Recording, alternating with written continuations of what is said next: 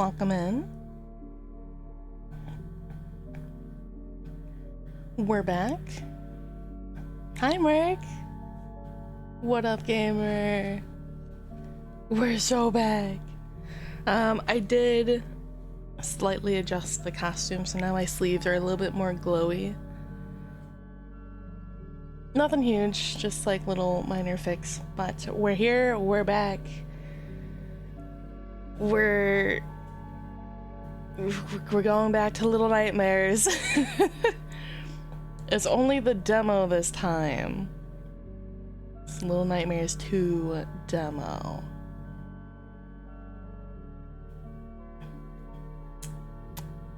So, you know, we're gonna see how far I can get in it, hopefully to complete the demo. I have, and still don't know, the plotline of Little Nightmares, even after finishing the first one of, I don't know the character's name. I do see in this like little promo cover thing that the little demon nightmare child from the first one is in here with now a second character that looks like they have a box or like a paper bag over their head. Also very, very tiny, so I think people or children in this world are just extremely small. Sorry, I saw a fly. I wanted to catch it. Fuck, I missed.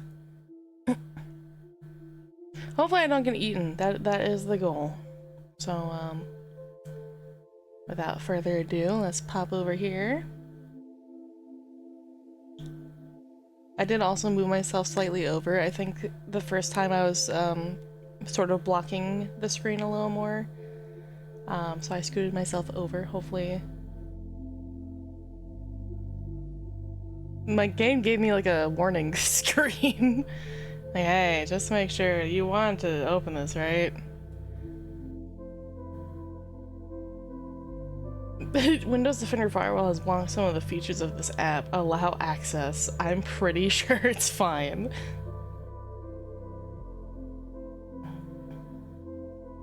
Yeah, had to make sure I was ready. Alright, now I did not set this up beforehand. Interesting that like it kind of freaks out whenever I swap games. Or swap tabs, I guess.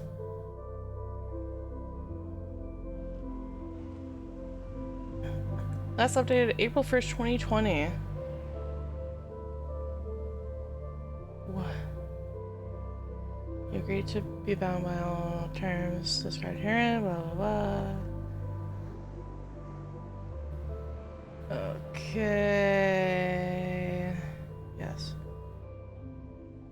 Unjust until the eye is barely visible. That's good enough, I think. This is the thing I hate for like a lot of horror games of like, oh, like they're so dark and they're so hard to see as they are. Like this, I could quite barely see the outline. I see it a little bit better on my OBS capture, but like I barely see the outline here. This is probably like a legitimate, like I can just faintly make it out. This is where I would want it to be.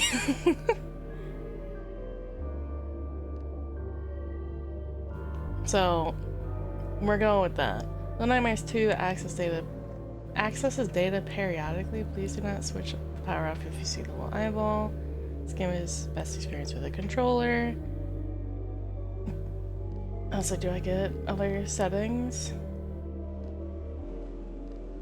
Oh, interesting. I asked for what display I want on. You guys are on games are on display 1 typically, unless I'm playing a Switch game that's on display 2, which is typically when my OBS is on. Oh my god. Depth of field 0. Ambient occlusion 0.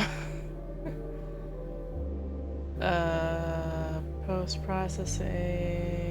Okay. Controls. I don't have a Xbox controller is the issue. I have a Switch controller.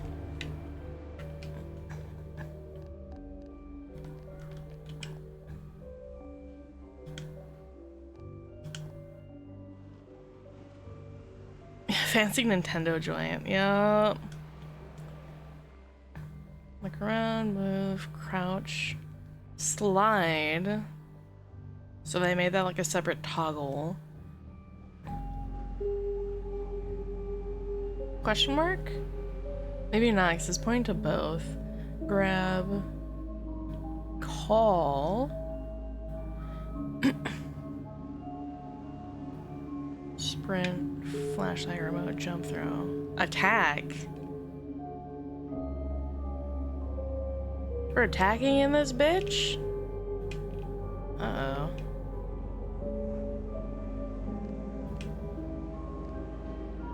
Let me turn off this other music. Oops. So that we just have the game going. Yeah, we're gonna throw hands in this one apparently, not just run away, so we'll see how that goes. Okay, we're in this sort of wavy corridor, similar looking eye door thing from the first one.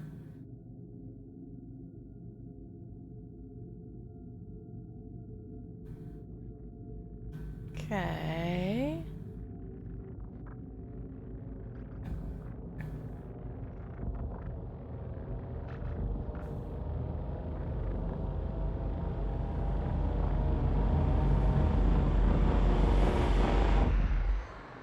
Oh. Yeah, here's our little guy. Looks like they have like a box or like a paper bag on their head. I can't quite tell. Hold on. Hats? Wait a second. We have separate hats? Just like entirely? We have different hats? Oh. Oh my god. Yeah, okay. It looks like a little paper bag. We can get hats! Oh, that's so cute. Wait. Alright, okay. Alright. Fashion is back on the menu. Oh no. Wait, how far is the 3D landscape? Oh no. This is bad.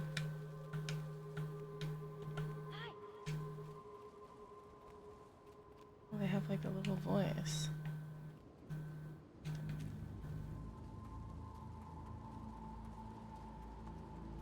Okay, that's clearly the path that they want us to take. It looks like there's something here.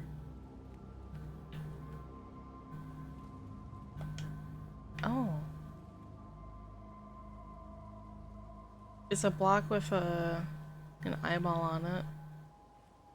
So I'll keep that there. Kinda curious to see how far back it lets us go. We can go pretty far back here.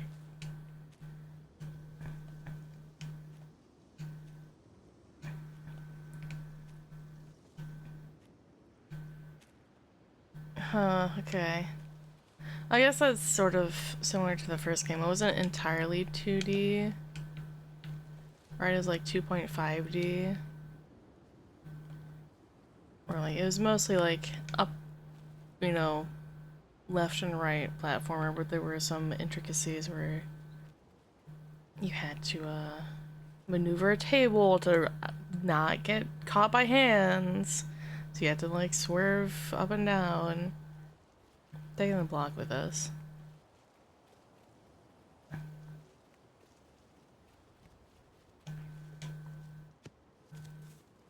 That's some good distance actually. Hold on.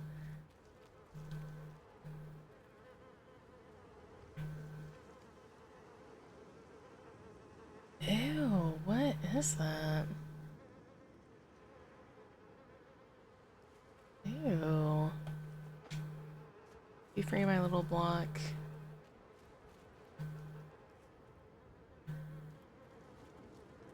Jump.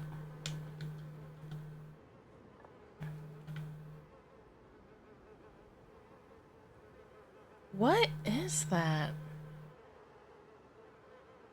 I wanna say it's like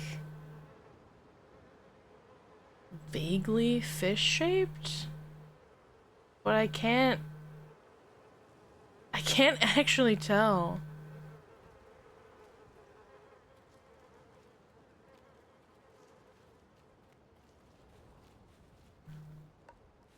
I have to let go of our little block. Oh.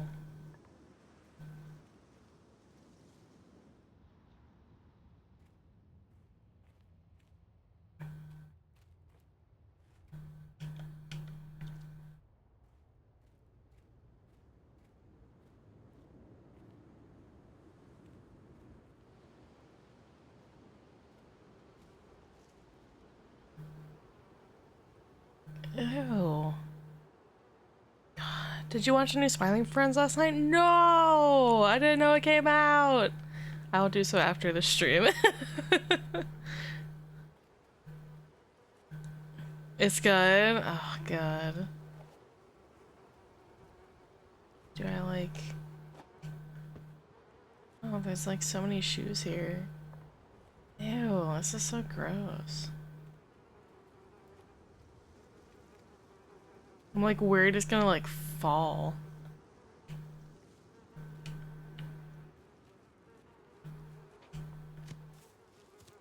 Oh!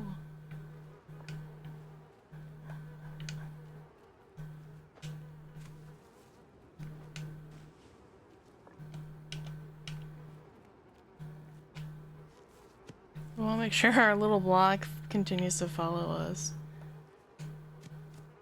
Ah! Oh. Damn it. Where is it? Where is it? It's back here somewhere. Perfect.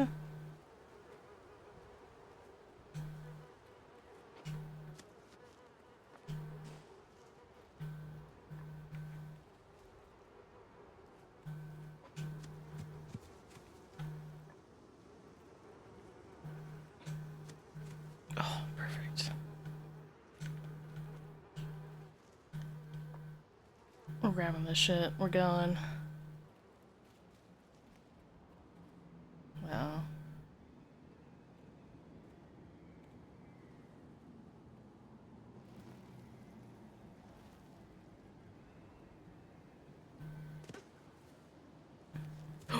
No, no, no! Oh. We lost our block. Fuck.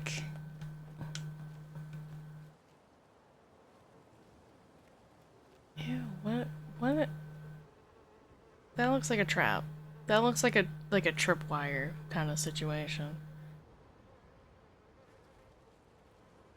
Do I like have I have to? I have to go past the tripwire? Trip and find out? I don't wanna.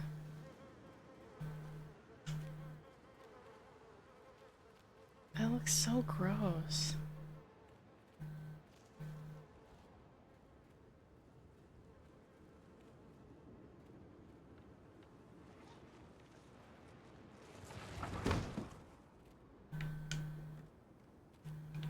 I see like a rope up there. Towards the top.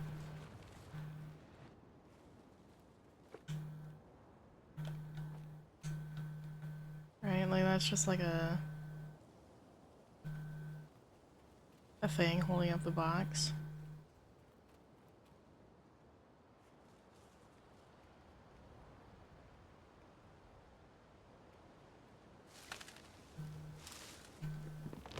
Ooh, shit, shit, shit, shit. Ah! Ah!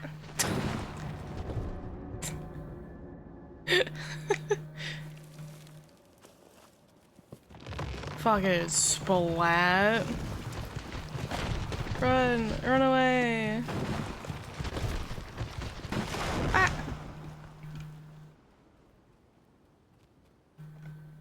Okay, so we can't go back there.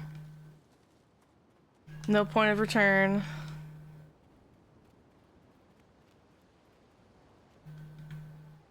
Well, that's some news. That's... Alright. Sounds like we get like a flashlight usually. Like a... Can we go up this? We can!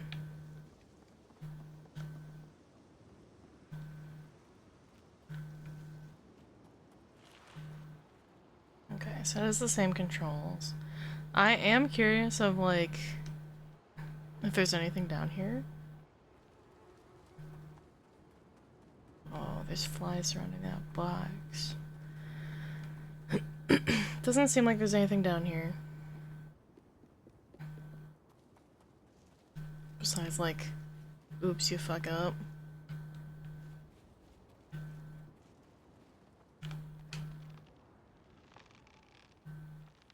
Whee!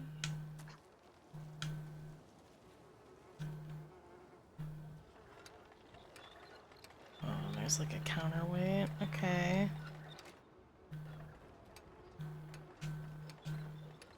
Okay, they made that one pretty easy. Nothing too crazy with that. Ooh. Uh-oh.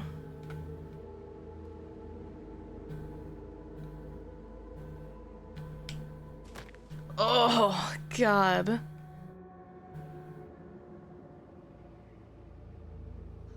Fucking... Fucking crunched me. Jesus. They're like... Ugh. No? It's clear that I need to go down here. Is it maybe this rope off the side? Is that like a thing, maybe?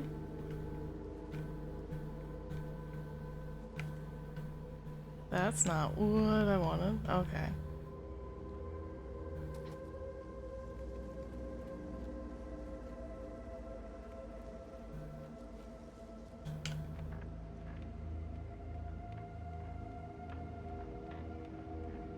Okay, okay. That box looked more under that, like, platform than I thought it was.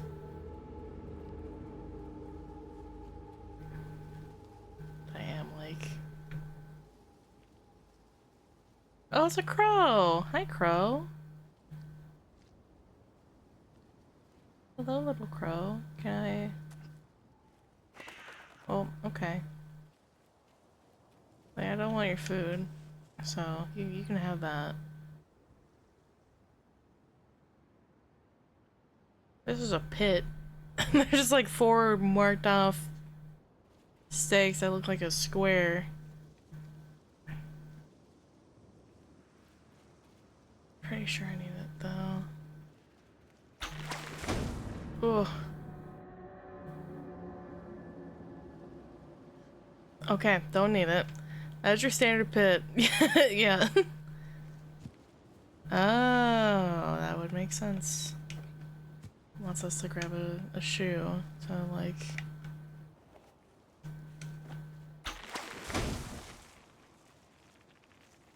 Get that trap out.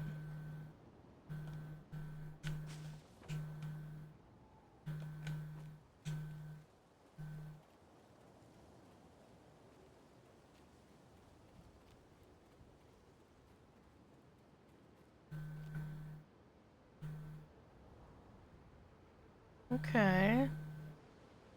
See some more like goo corpses.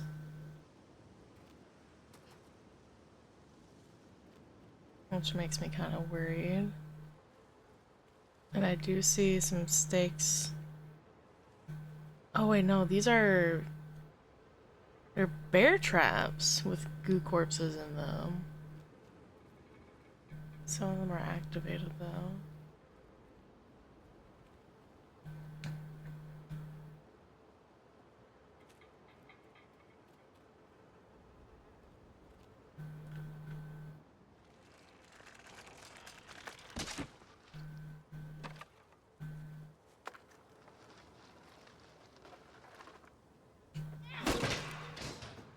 Damn. That's cool as fuck, actually.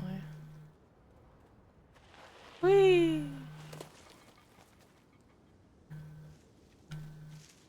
taking this stick.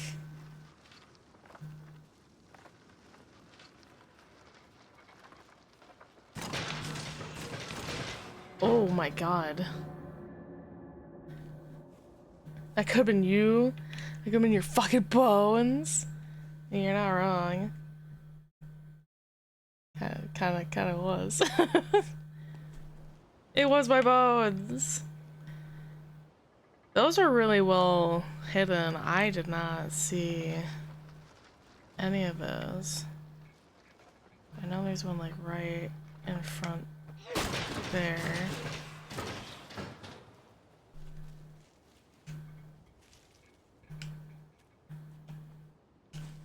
Pine cones.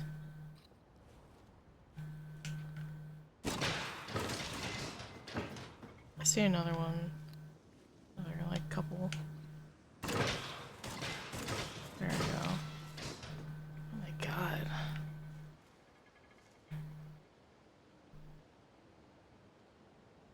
There's definitely like a whole bunch.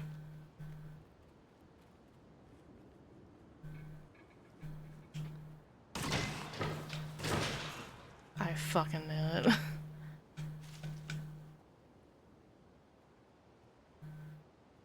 I see another one like right underneath.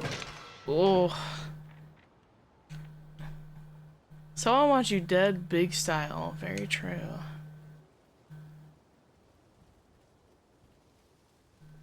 Or rather, they want me caught for something, some reason. Oh, this is a house.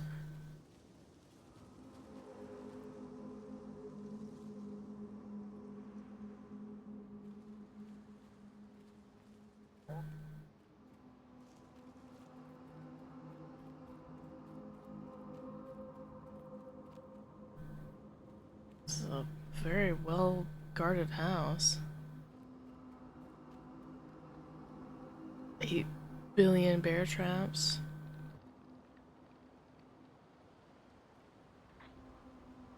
Okay. Oh, it does want us to go into the window.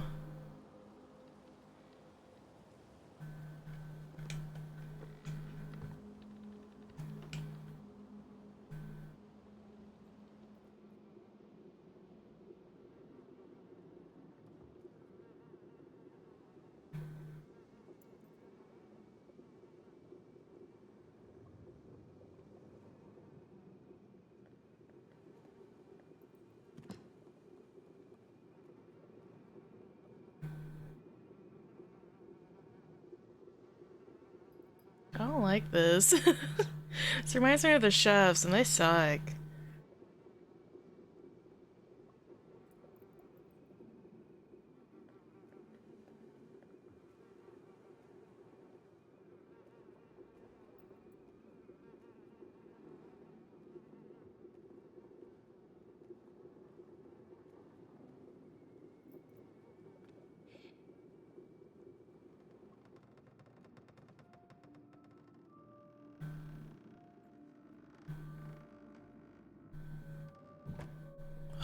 The door's shut too.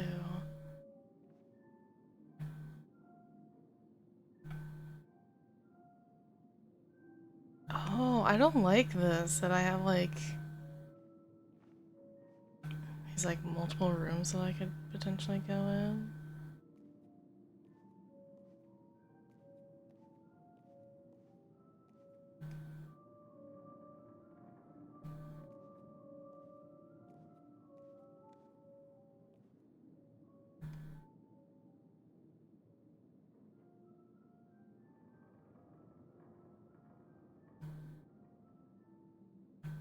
That looks like my little raccoon hat.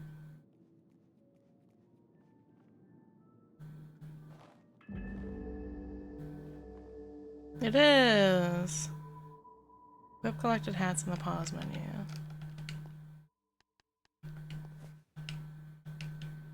Oh!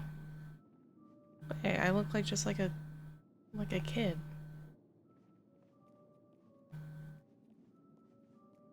Yeah, I'm just like a kid. With like a little raccoon hat. Neat. Okay.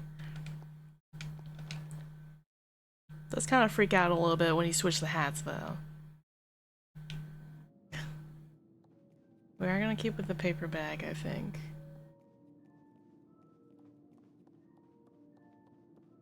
Okay, that's kind of nice, though. That's our...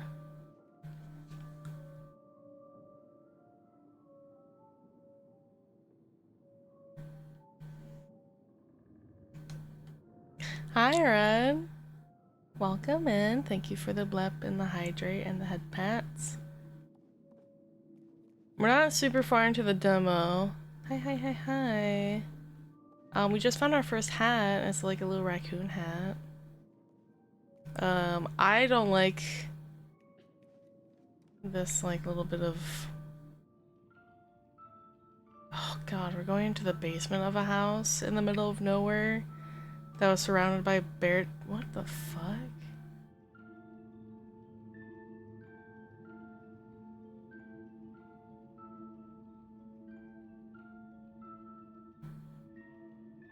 What is floating in the air? I guess like fuzzies? It's not just like dust, like that looks like fuzzy and fluff. But yeah, we woke up in the middle of a forest surrounded by some like dead TVs. We walked for a bit and eventually came across this house that was surrounded by bear traps. And we entered and now we're going down towards a basement slash sewing room for the immediate, and then you can't quite see it because I'm covering it, but it looks like maybe a butcher's or at the very least like a leatherworker table over there. I do see a big ass cleaver though, so I don't know.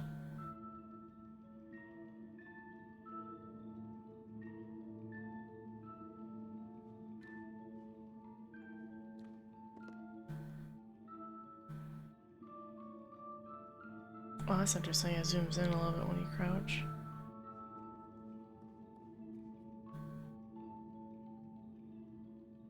I don't like this. This, like, makes me feel more on edge. Ooh. Why did we take that little man? No particular reason? Sure, okay.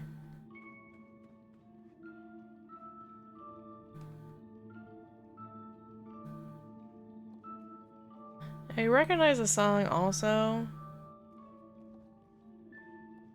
It's the Three Blind Mice, I think.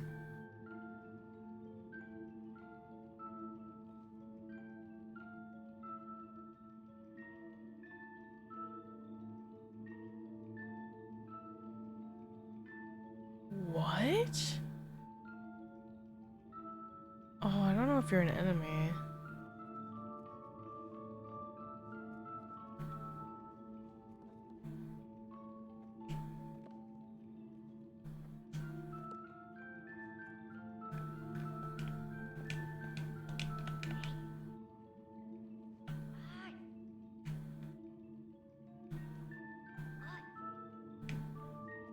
That's a weird thing.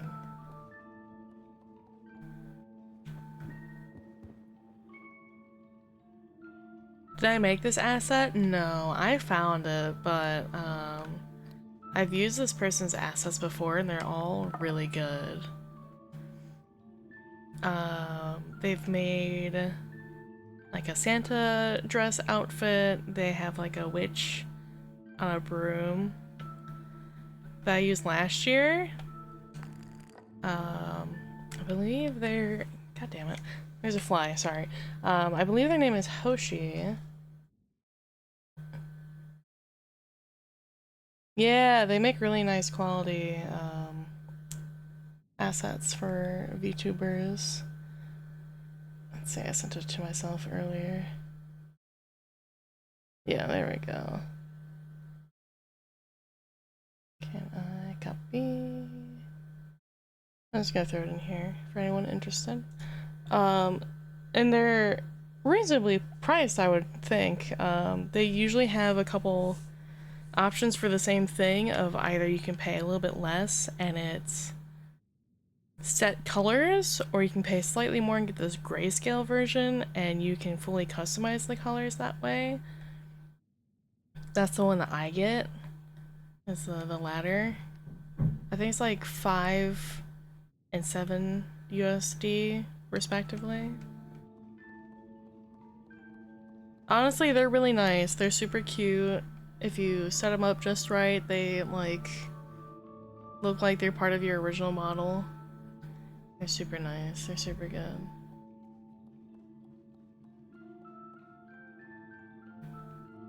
I like not grab the cleaver out of here. No. I want to like help this kid, but I evidently can't get in here.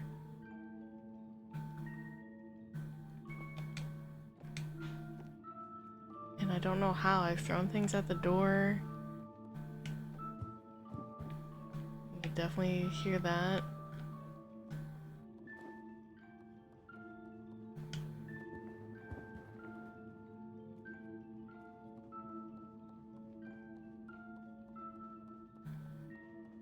I want to help the other kid. I don't want to go in this room yet.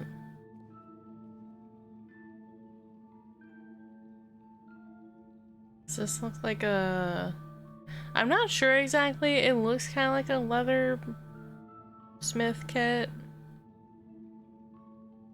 Also just looks like a general... What the fuck?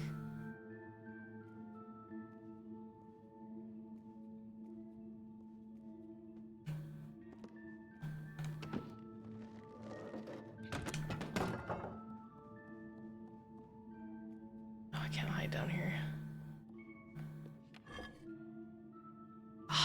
And of course it's like heavy as shit.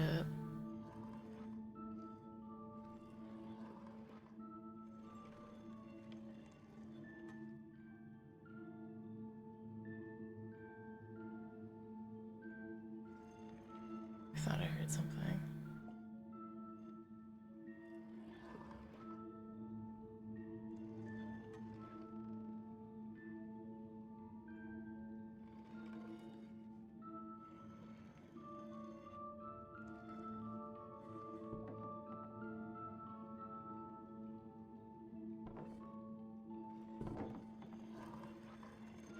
I can't tell if that's me making noise because I'm dragging the fucking axe, or if it's something or someone living upstairs.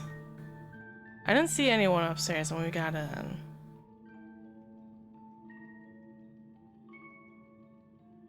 So I don't know.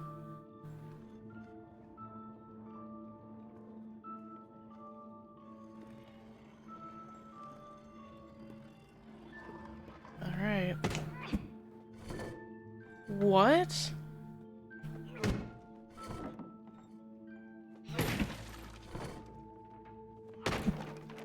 This is so fucking loud. What the fuck are you doing?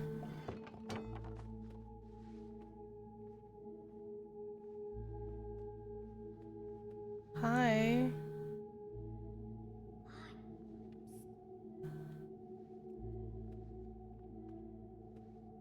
I don't know if this is like the demon child from the first game.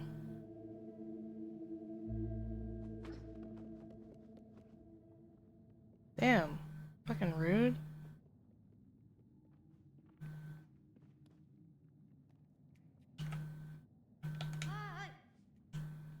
Is there anything to like pick up, grab while we're here? No.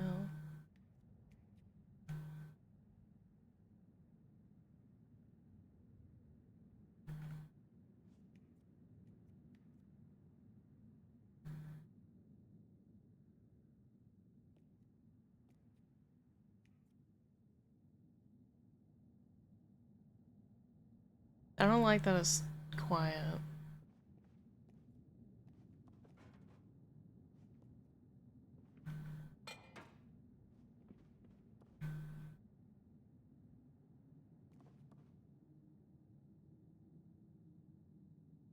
Kids on the stairs.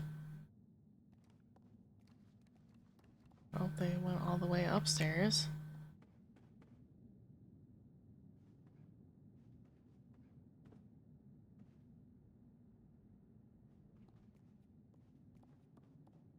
Are they like the partial help system? Like they're the sort of other player, but not an actual second player?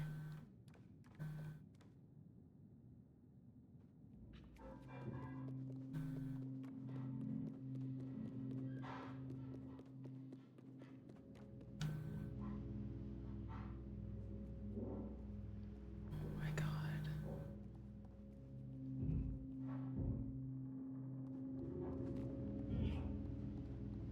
Okay, so kind of. They're like the...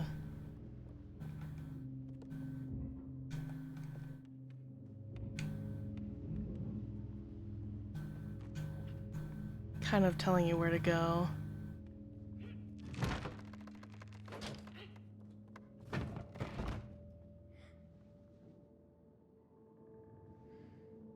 Don't freak out. Don't freak out.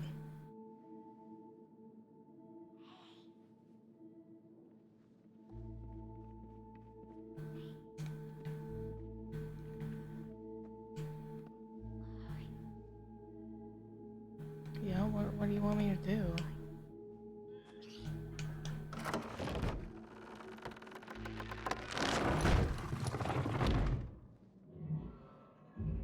Oh god.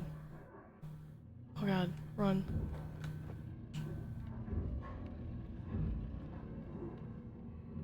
Other kid, get up here.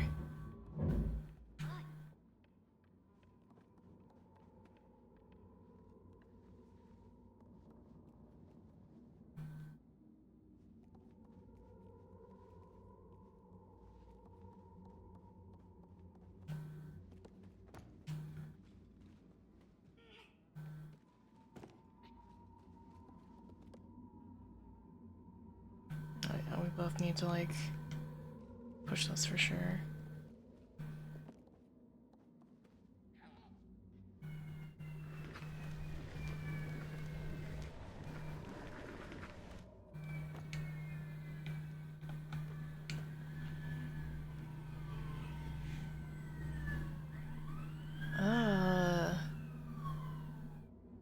I don't like the look of these. These are like questionable body figures that are being hung up here.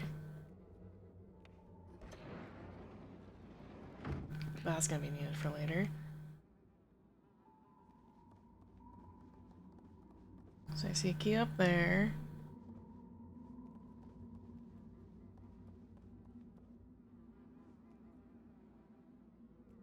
These are just, this is just normal living room decorations. Well, A, we're in an attic of some sort. B, those are definitely feet. I don't know what. You need to move them to the living room? Oh, you're so right. We need to change out the seasonal decorations. So true.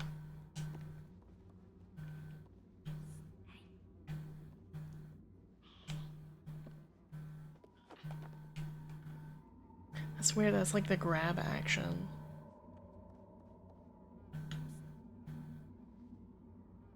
No? Okay. There's this like little plank slide.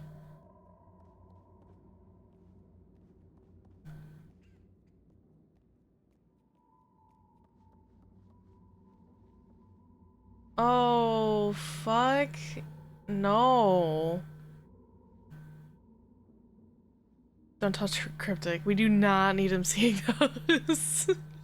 You can't know that the dogs are out. Oh, fuck. No, I do not want to try to grab this out of someone's fucking hand. These at least look more human than the first one.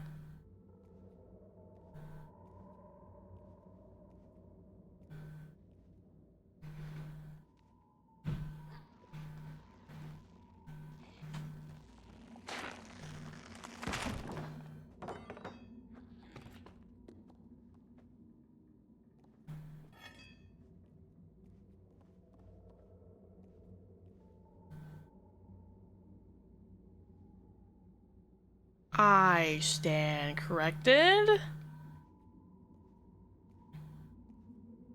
That is a human people doll. Gotcha. Okay. That would kind of explain why, ow. Thank you. Yeah, by all means, go ahead. Yeah? Oh. Oh, ew. Ugh.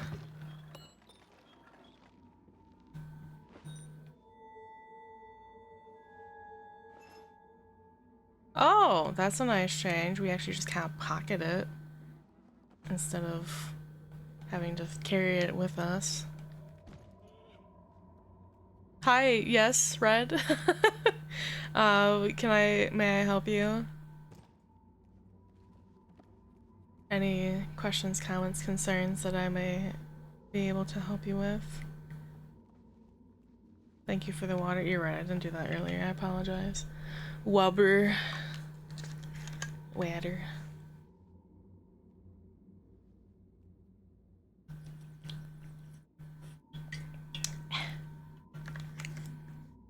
Thank you. Got myself a fresh filled water bottle before I started streaming. Oh god, I'm concerned someone's gonna be down there.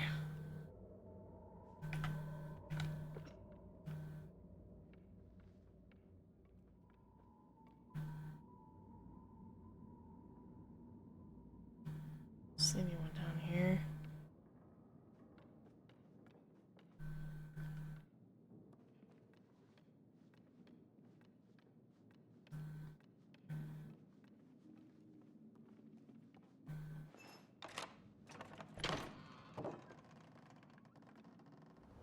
Oh, okay, so we're just like leaving the house.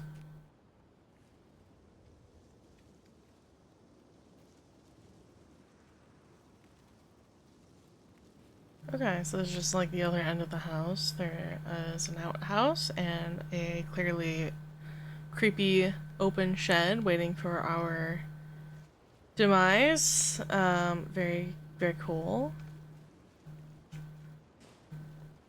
I'm more interested in exploring. Oh, that's really nice. What's in here? Anything? Toilet paper? Very crucial. Nothing? Some empty rolls. Really? There's nothing else in here? We got a little buddy. Hope you don't eat him like you did the mushroom guy. Yeah, the little gnome. I felt so bad eating the little gnome when he was trying to just offer me a little sausage to eat. He saw I was hungry and I just fucking attacked his ass for no reason. Wait a second. Oh, God. I could see, because I know Little Nightmares 3 is actually like fully co-op. So I could see how...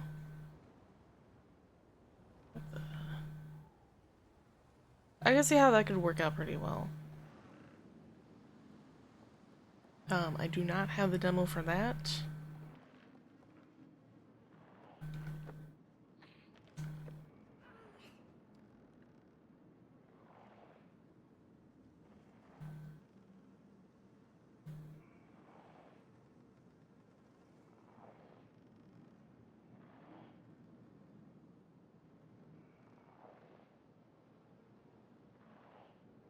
What is that noise?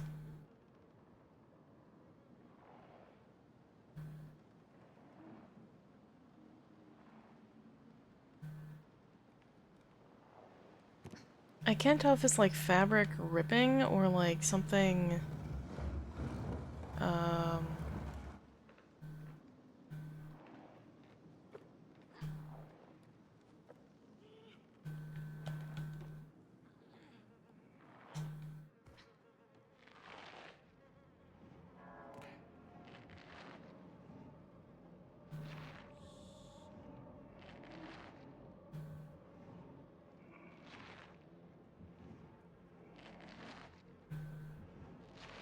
I can't even see what's over there.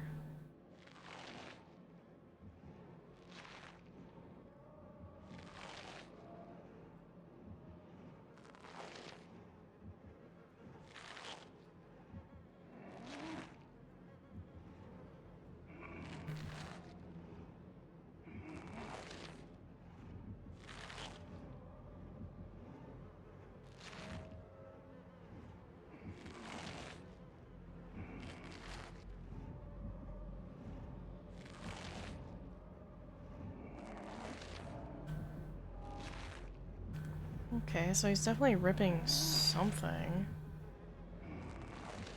I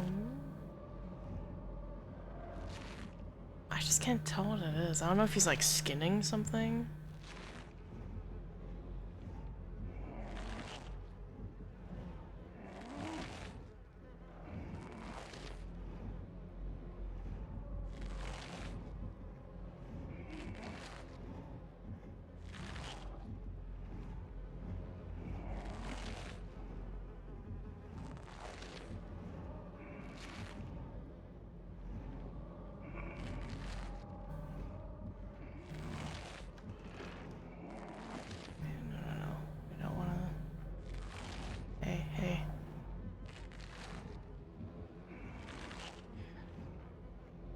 Hey, game AI, hey.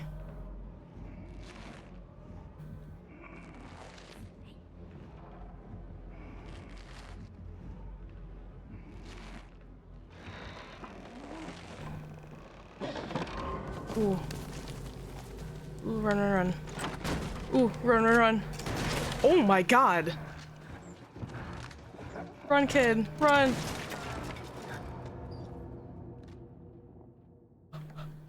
Holy shit, no, don't leave me!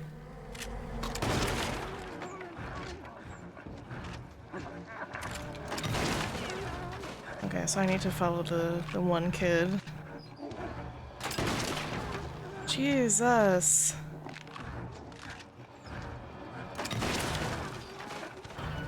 These are like really narrow escapes, my god. Huh? Oh, fucking Jesus. Oh, move, move.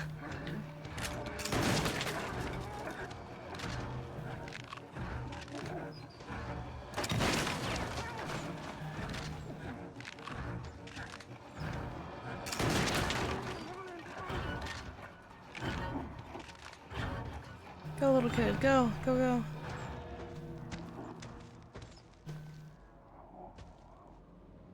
Your light is freaking the fuck out, dude.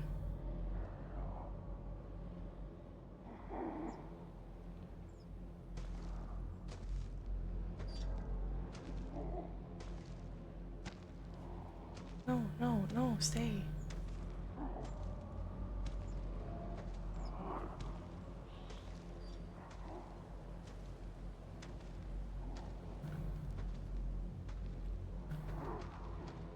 Yeah, where are we going?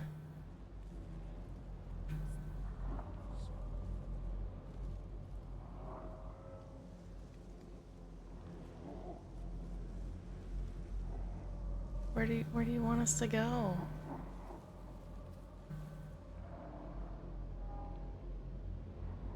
Can't go back in the house. That's clearly not an option.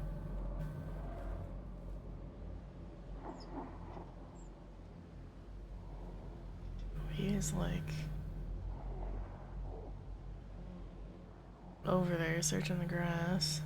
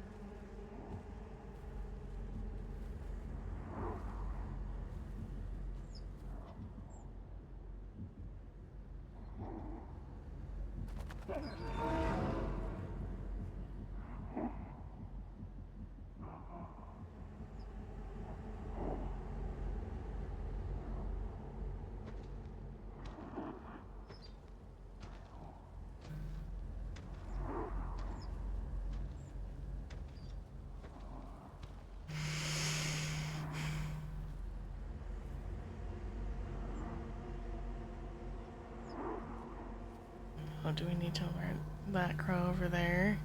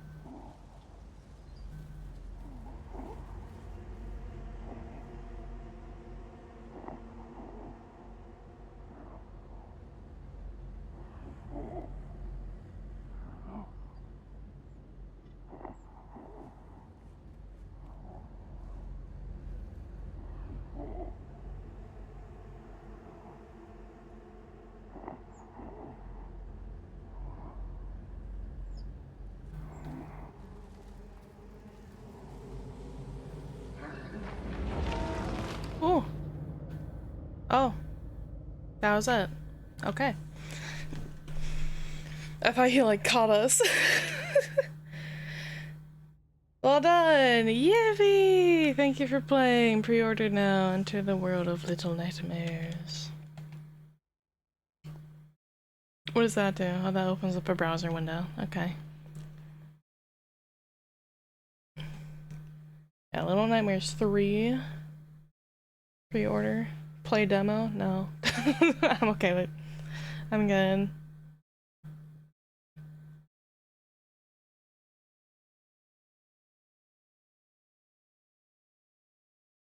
Little Nightmares Enhanced Edition.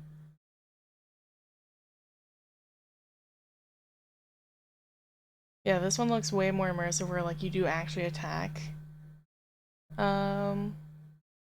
these bigger creatures. Yeah, Little Nightmare Back to the Mod DLC. You know what? While we're here, we're gonna read some Little Nightmares lore, because I would like to be filled in. Little Nightmare Wiki. That's not how you spell wiki. Close enough. Because I just don't know the names of any of the characters. I have no idea who they are, what they're about. So we're gonna do that because why not? We've only been here for an hour. Characters.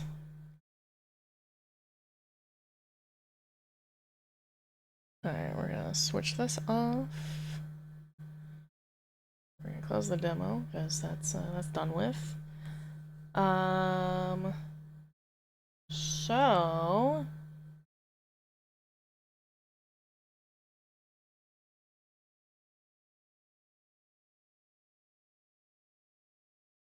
we're starting with apparently the Raincoat Child's name is 6. Let me do this. Hi, hello. Welcome to my desktop. Actually, 2 seconds so I can put some music on and not get yelled at. Nice and quiet, nice and low. There we go. There we go. So this is 6. This is the character from the first game. Alice is a hungry child. A young girl in a yellow raincoat.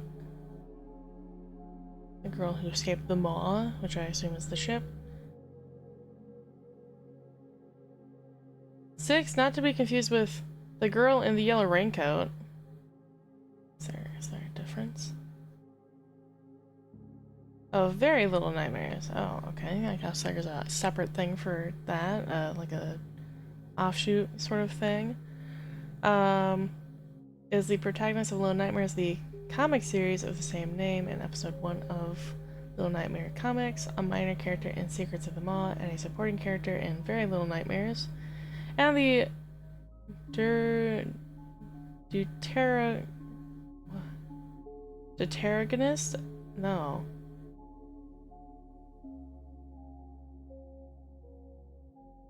Deuteragonist.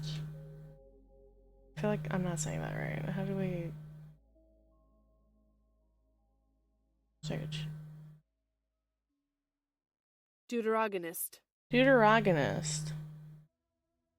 The person second importance to protagonist in a drama. Cool. Deuteragonist of Little Nightmares 2, which I did see very quickly of.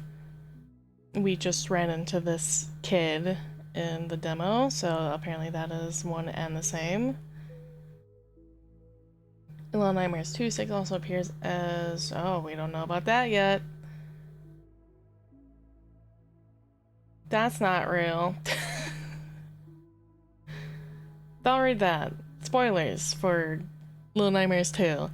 This is 6. That's the important part. Trapped in the depths, the darkest depths of the Maw, which again, we're gonna open that, but I assume that's the ship. Starving and alone, 6's world is filled with danger. Most children, so she's a child, would have already given up, but 6 is different. She's smart and tough, and has a lovely yellow raincoat. She belongs elsewhere. Little Nightmares 2, awakening in a world she does not recognize, 6 must learn to trust someone else if she's to stand a chance of survival. She's already seen more than any normal child ever should, but then 6 is not a normal child. Yeah, she's a demon child.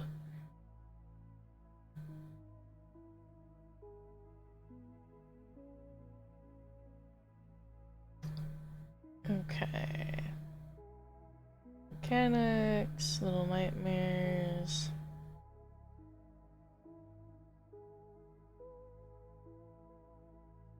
Very Little Nightmares, Little Nightmares 2. Blah blah blah. Issue number 1. Oh, comics, okay. Superior wits, powers and abilities, alright? We're just gonna scroll up a little bit from the bottom here, because that little bit of bottom text doesn't matter right there. Right behind the chat box, you can't see that. She's a hungry motherfucker, she really is. Chomping on her friends. Chomping on really anything and anyone. Powers and abilities. Superior wit, 6 is quick to her feet and possesses a noticeably fair amount of cleverness and wits. She has been shown to be strategic, able to evade and defeat monsters and get around various other obstacles in her environment. Life absorption. Key. After eating the flesh of the lady's neck, which I guess is the matron figure from the first game, 6 apparently gains the lady's powers. She later uses this power to kill any guests that approach her during her by draining the life essence before finally leaving the maw. She sucks up their soul. Theories. The section relates to theories and speculation. Conclusion in the section has not been established as canonical to the series. Interesting. Get the fucking straw out on them. It is heavily implied that the cycle of successors exists in which various ladies throughout the years had been defeated and replaced by young girls after they obtained the former ladies' powers for themselves, as seen during the end of Little Nightmares, when Six absorbs the lady's essence along with her powers. With Six having obtained ladies' powers for herself, she would have been set to become the next lady. However, due to Six's decision to escape them all, the cycle will now end with her, dooming them all to die, as it is required that the lady's power to keep the engine alive and running. A portrait depicting the Lady of Little Nightmares, along with 4 other geishas, had previously raised suspicion that the lady was the 5th lady in them all. This would mean that Six's succession would have made her the 6th lady, possibility to what her name Six derives from.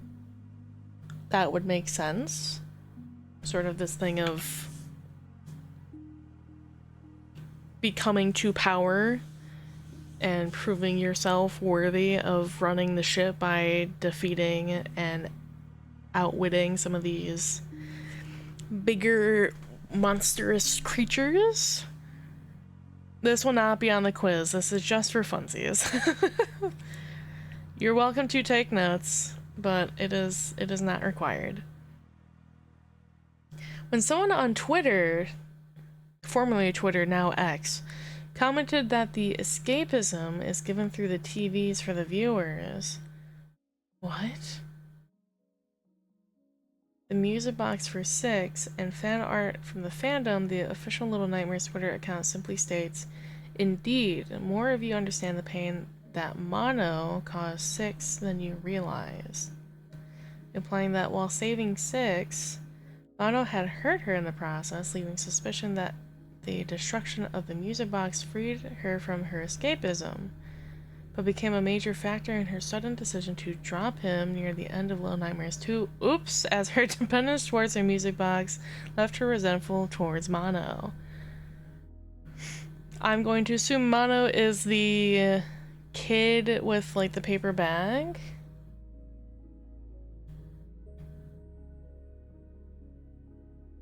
That's for the actual, like, post. Anything past that I don't really know.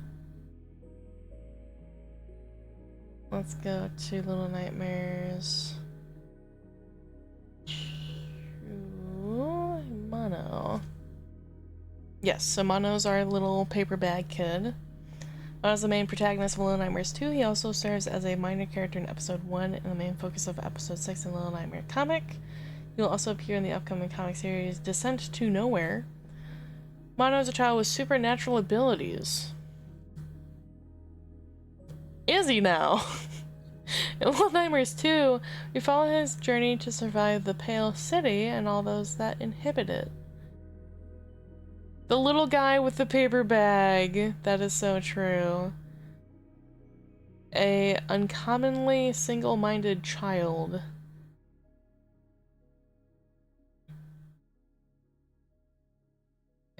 An uncommonly single-minded child. When he sets himself to a task, he rarely gives up before it is completed.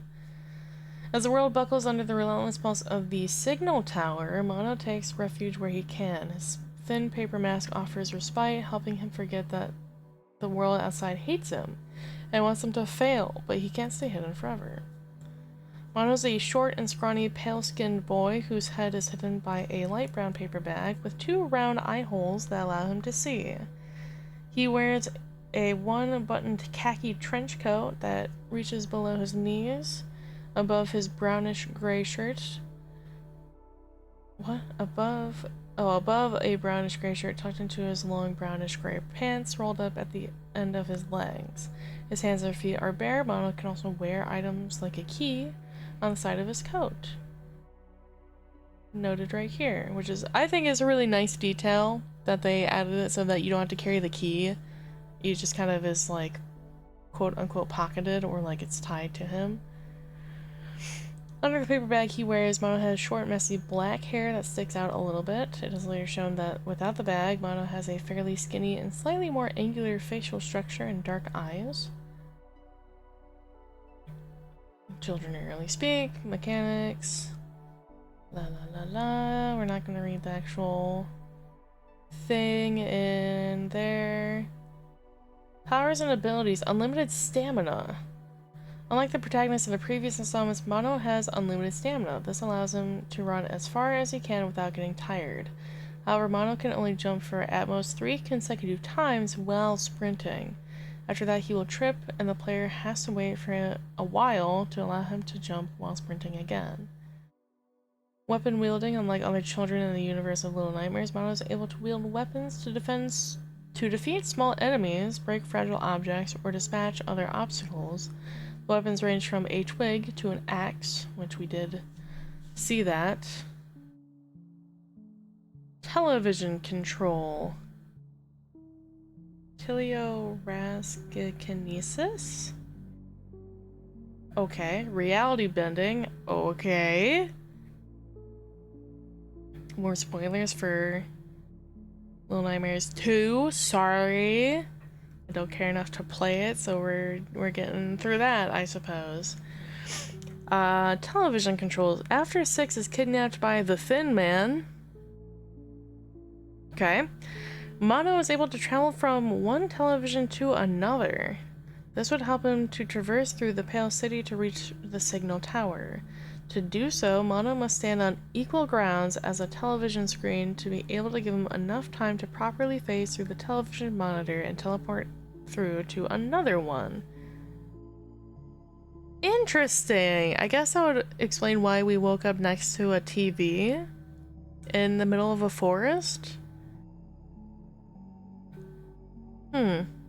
Okay. Reality bending. Shortly after Mono defeats the Thin Man, he starts to bend and distort the leaning buildings around him. With his supernatural power, he's capable of, quote, pulling the signal towers towards himself without ever moving from where he stands. Interesting. Okay. Other theories? The most popular theory is that the Thin Man and Mono exist in a time paradox, as it is revealed that Mono grows up to become the Thin Man after 6 abandons him in the Black Tower, trapping Mono in the depths for ages. After Mono's journey shows him how he became the Thin Man, the camera pans out to the same hallway and door seen at the beginning of the game, creating a loop from the game's beginning to its end. Wow, that is crazy, actually. This is all the lore? This is, well, granted it's for Little Nightmares 2, but like, this is the lore? Holy shit. Contrarily, it's also been theories that there is no time paradox. Mono may simply be the successor of the Resident, his life trapped in an endless loop where he must relive his life over and over, replacing his old self in the tower to continue serving as a keeper to the tower. His abilities were not originally his, rather they were inherited so the tower could use him to spread its influence through the televisions. This, quote, succession theory has also surrounded the lady, who has been alluded to not having been the first lady of the Maw and was merely one of the other ladies throughout the Maw's existence. A similar situation may apply to the Thin Man, indicating that there is no time paradox, but rather a forceful passing of the torch.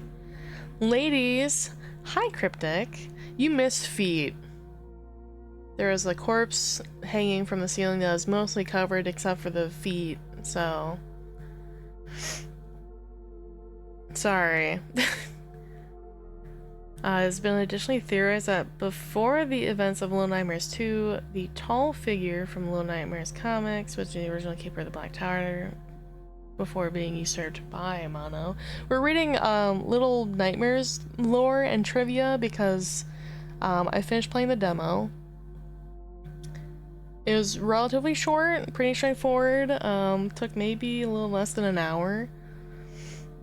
So now we're just kind of reading on the lore of Little Nightmares 1 and 2 because I still don't know their names, which we just learned was 6 for the kid in the raincoat and Mono for this kid that has a paper bag over his head for Little Nightmares 2.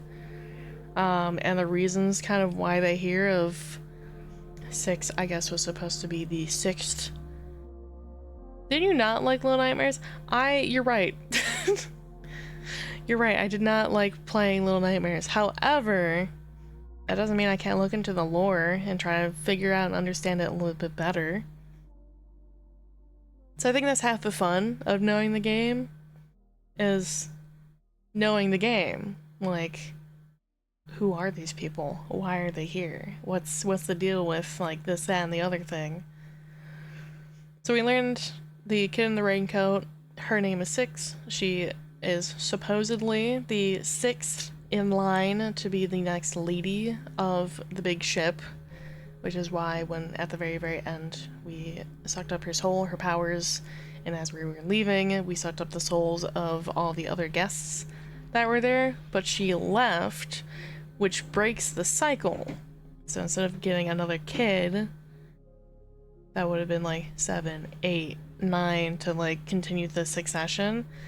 She broke that loop and left, but we see her again in Little Nightmares 2. We rescue her out of some person's basement as a kid named Mono, a little boy with a paper bag over his head.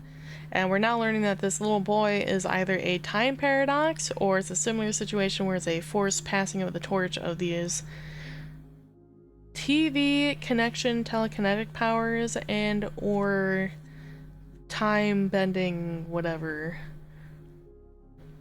All I know is I have nap brain and your voice sounds nice. Thank you. Yeah, we're reading lore and trivia, so not too much, just because I don't want to do like too much spoilery.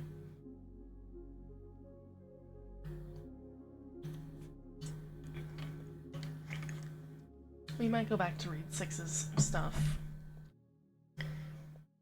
Actually, we are going to go back to read Six's stuff for the trivia. It's my understanding it is just that,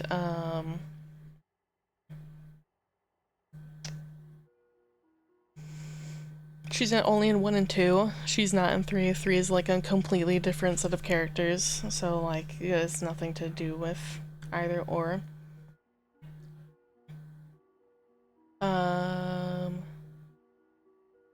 The announcement trailer revealed Six obtaining the yellow raincoat in an unknown room similar to the kid's bedroom where the Thin Man kidnaps her.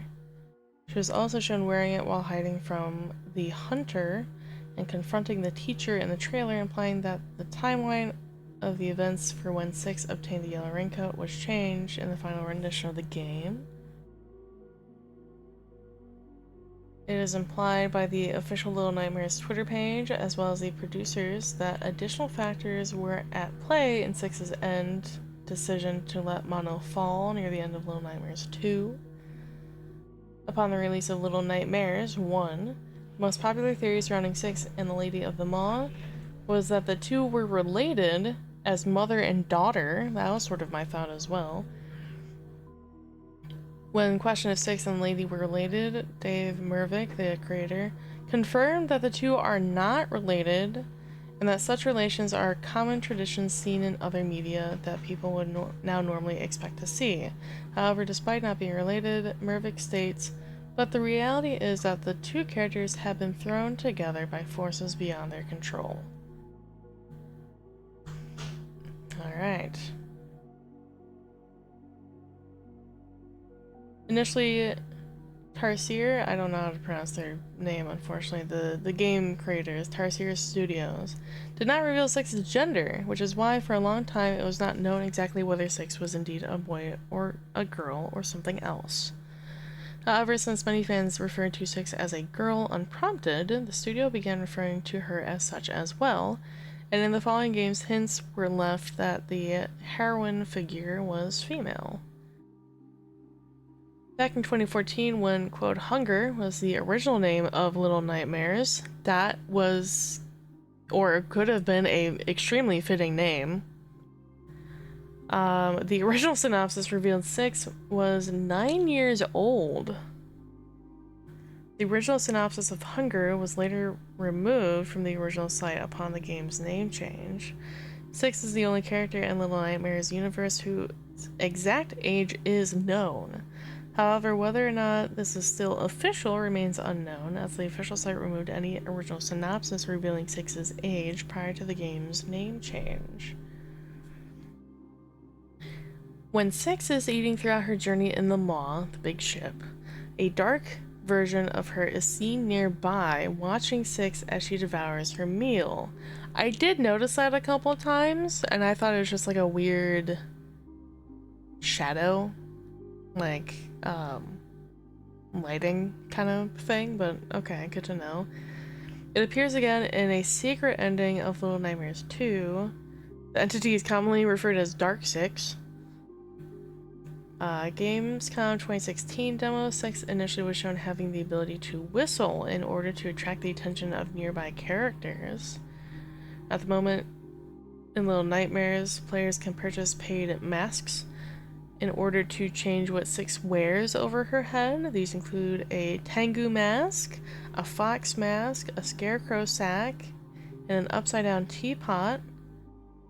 If a player breaks all the statues, they will be rewarded with a white porcelain mask similar to that of the lady. There's also a Paku mask, an exclusive gift for the Nintendo Switch players with the Pac-Man amiibo figure.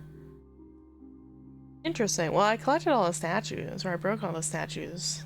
So maybe if I restart a game, I'll open up with a white mask. I don't care enough to find out on my own. On the official Twitter account, in one of the posts, it was mentioned that Six does not like vegetables. Six is currently the only NPC who cannot die non-canonically. This is first seen at the end of the game Very Little Nightmares. I don't know what that is. I assume it's some sort of spin-off, where the girl in yellow raincoat does not save Six from falling onto the rocks. The latter will die. In this case, the main character will not receive Six's mutual assistance, and the pretender will catch up to her and vanish her. Hostile characters do not seem to react with Six in Little Nightmares 2, possibly to save players the stress and worry of keeping her alive. However, she's not invincible. For example, if she is too close to Mono when the hunter successfully hits his mark, they will both be killed. On rare occasions, she can also die by missing or failing to land a jump. When that happens, she will respawn not too far away. We do know that for the amount of times I've accidentally just like went splat to drop 10 feet below.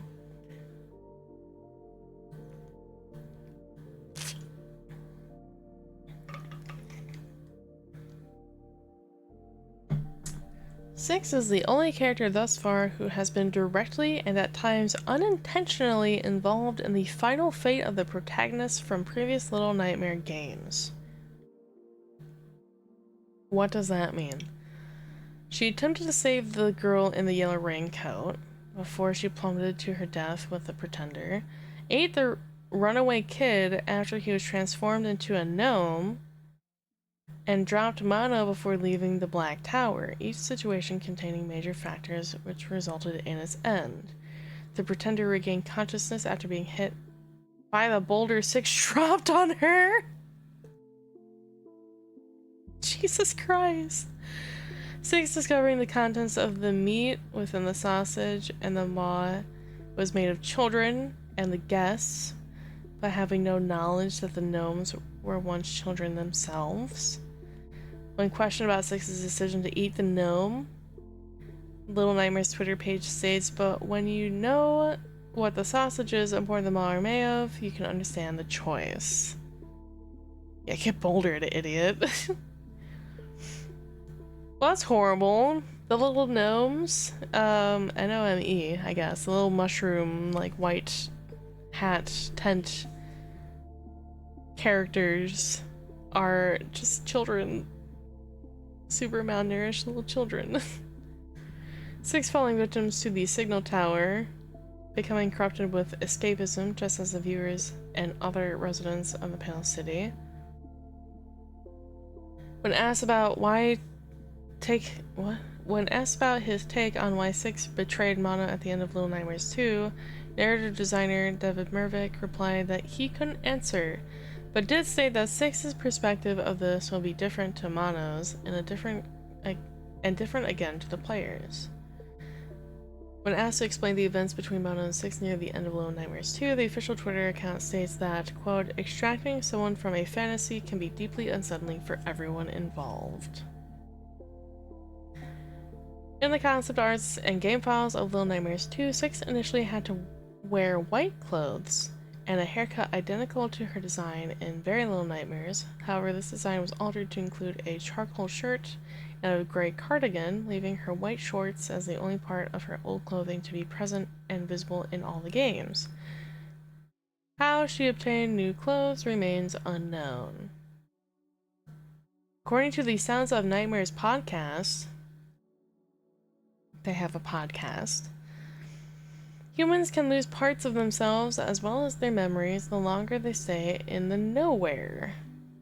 I assume that's the general landscape of Little Nightmares. The Little Nightmares world is called Nowhere. If they become residents themselves, they can lose their memories entirely, but they still retain a sense of familiarity towards things they once knew when they were human. We're gonna open this up also.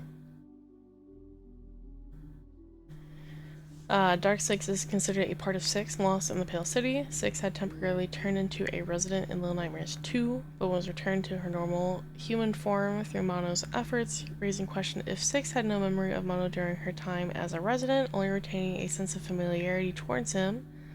Whether or not Six regained her memories after being returned to normal remains unknown.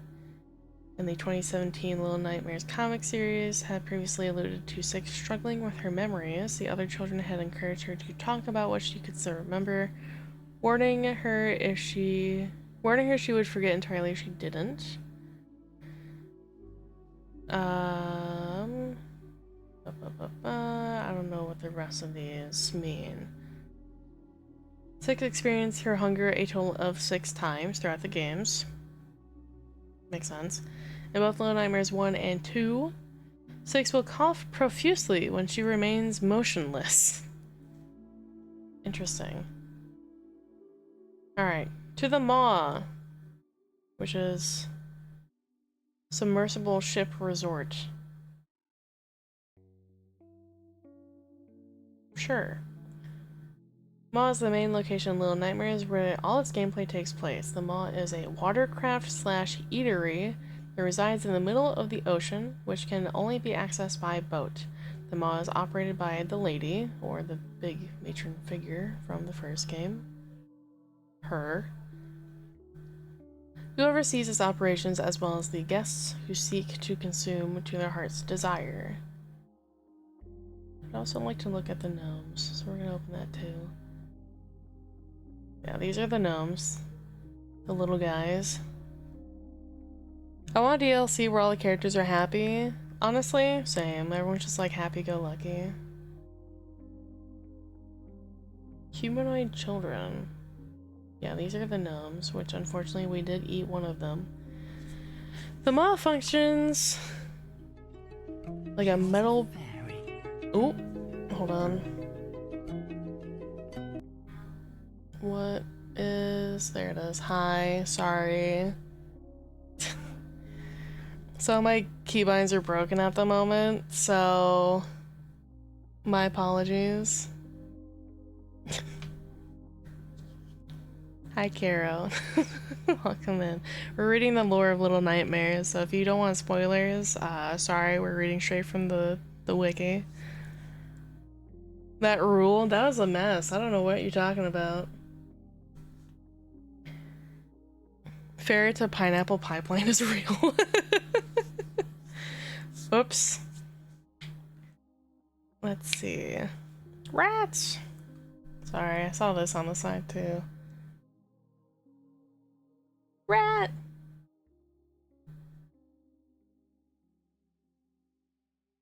There we go.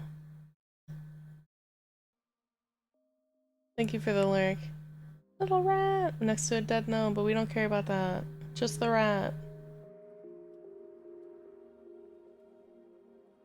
Rat moment. Hi. Alright. The Maw functions just like a metal-plated ocean liner, but it is designed vertically like a skyscraper. Due to this design, it floats like an iceberg where only its funnel breaks to the ocean surface while the greater bulk lies underwater. However, when passengers need to climb aboard it, it can raise itself out of the water further to expose its shell-like entrance. Thank you. That being said, the maw is partially submersible and can also anchor itself. When the maw is submerged, it appears as a small rock formation with a door, and at the top is a chimney that bellows black smoke. Like an actual ship, the maw tends to heel gently in the waves, enough to cause some objects to roll across rooms. It also has watertight doors in the lower areas to prevent its compartments from flooding in the event of a breach.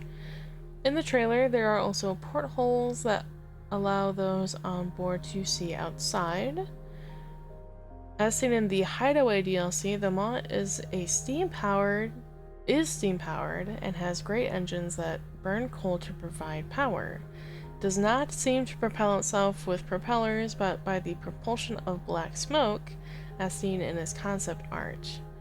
Any smoke not used for propulsion escapes the maw through the single funnel located at its peak. Trailing behind the maw are giant fishing nets used to catch the large aquatic creatures seen in the kitchen. The maw also has electric generators to power the various light sources and elevators found throughout the areas. It is interesting to note that despite its primary inhabitants being giant compared to 6, there are many areas throughout the maw that are built or easily accessible to small creatures. This includes padlocks installed on doors close to the floor and miniature ladders. The first 4 areas are separated by vast chasms, giving the illusion that there is a large city within the maw, and are connected by rails with traveling hooks that carry bags between areas.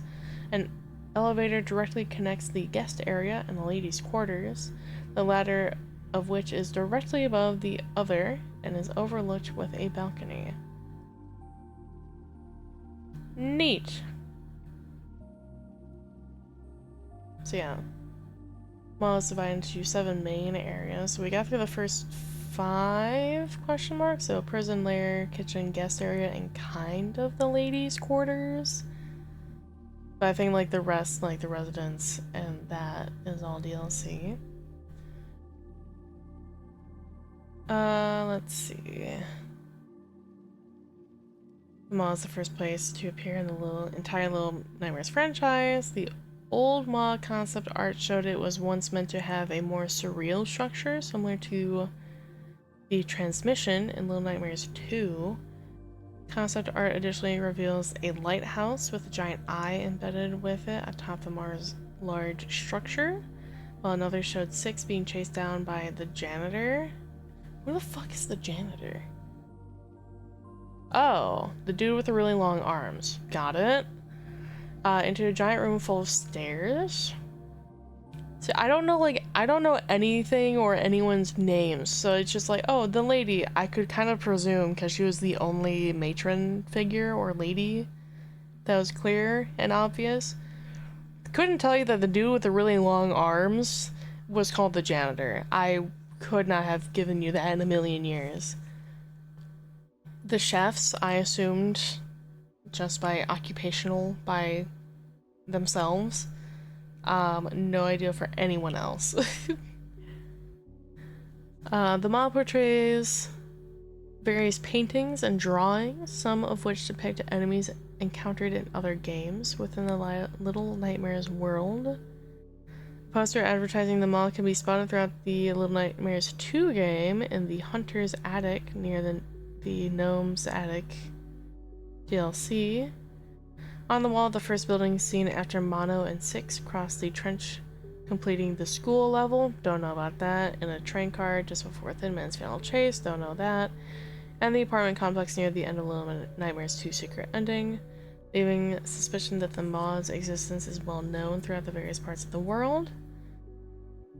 When asked who built the structures like the signal tower, senior narrative designer Dave Mervick states, "The world of Little Nightmares doesn't work that way. Creatures and places exist for a reason. In the first game, the maw exists because the hunger exists. All the clocks seen throughout the mod depict different times and run at different speeds. Some clocks have no time depicted. They are only shown with numbers and no hands to tell the time, implying time within the maw runs differently. It is heavily implied that the maw is not just an underwater resort, but a living entity of its own, similar to the Signal Tower in the shopping mall. Don't know what that is.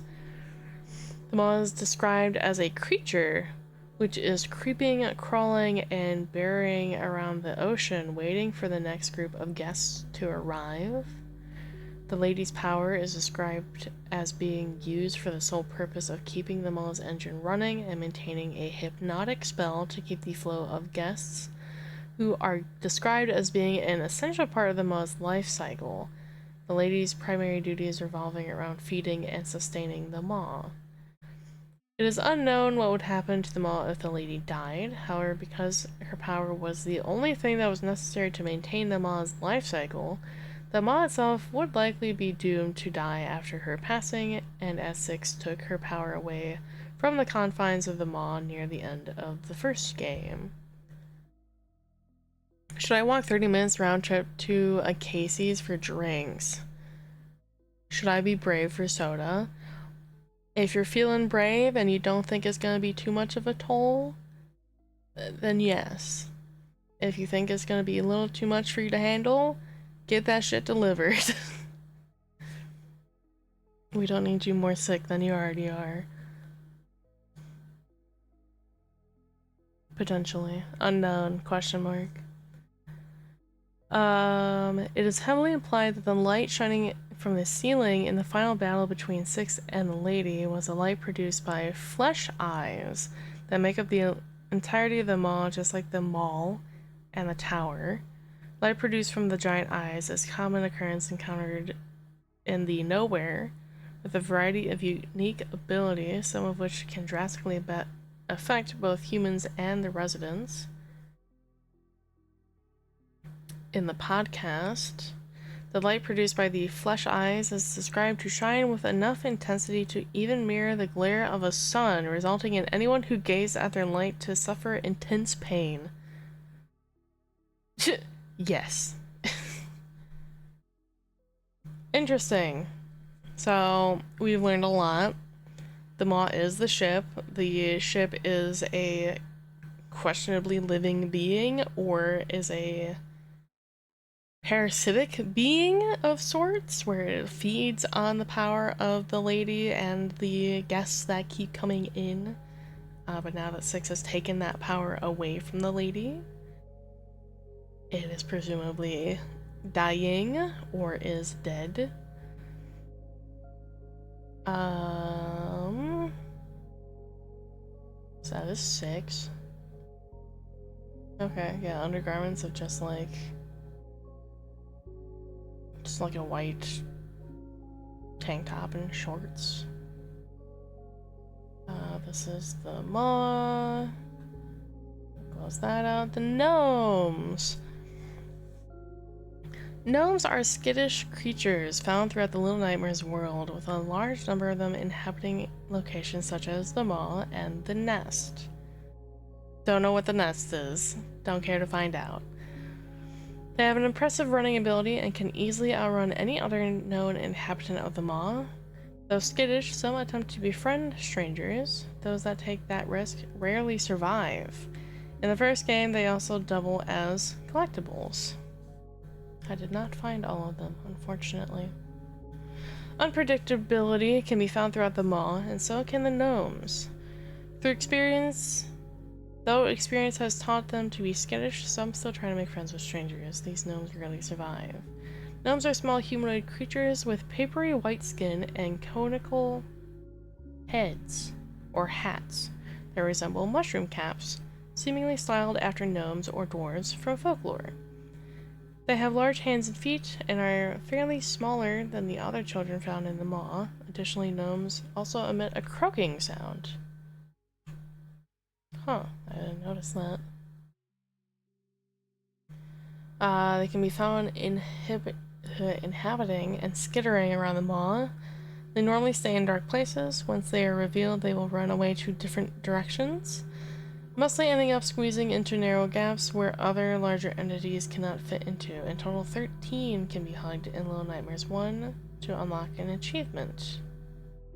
I think I probably only got maybe half of that, because I definitely missed, like, the first half of the game. Prison... Oh, these will tell me where they are.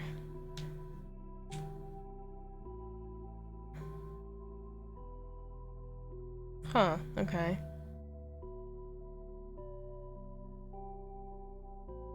Yeah, so it's telling me where the gnomes are. Yeah, so I didn't start finding them until, like, the kitchen, so... I missed, like, half of them. Oops. Only one gnome can be found in the entire game of Little Nightmares 2. During the Wilderness chapter, the player tries to solve a hidden puzzle in the Hunter's house available via the Gnome's Attic DLC. To initiate the puzzle, Mono must first pull out a drawer. A gnome will pop out and run, pursue the gnome into a space where the stuffed woman is kept, then follow it into the attic above the room. Enter the ceiling through the hatch to enter the attic. Pursue the gnome as it continues to run and hide behind various objects. After the gnome runs out of hiding spots, it will lead Mono to a secret entrance behind the portrait of a disfigured resident. The entrance through the wall will lead him to a separate section of the attic. As the gnome lights up a match to guide Mono, Mono will find the gnome's hat at the end of the DLC. Gotta go to bed. Good night. Good night, Red.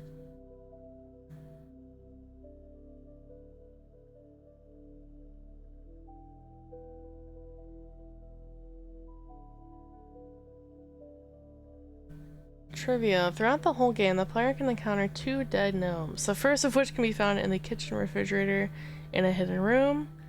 The second is the runaway kid who was killed personally by Six's ravenous hunger. Yeah, because we saw the one that was in the fridge area next to the rat. And then we accidentally killed the one kid. For each gnome, 6 hugs. The gnome will follow her slowly, with the 13th gnome being the only exception. Simultaneously, a piece of concept art will be unlocked in the concept art gallery in the game's main menu. Though skittish, the gnomes in the hideaway are more willing to befriend other children, or specifically the runaway kid.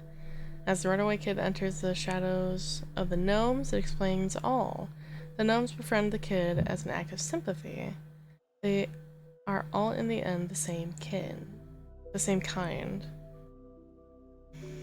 In a PlayStation blog answering questions about the secrets of the mall, the developers jokingly revealed that the gnomes in the hideaway have a wild dream in which they escape the maw, sailed off of a 32-foot yacht called the Endeavor, sip champagne, and play shuffleboard in their pajamas. That's fucking dope.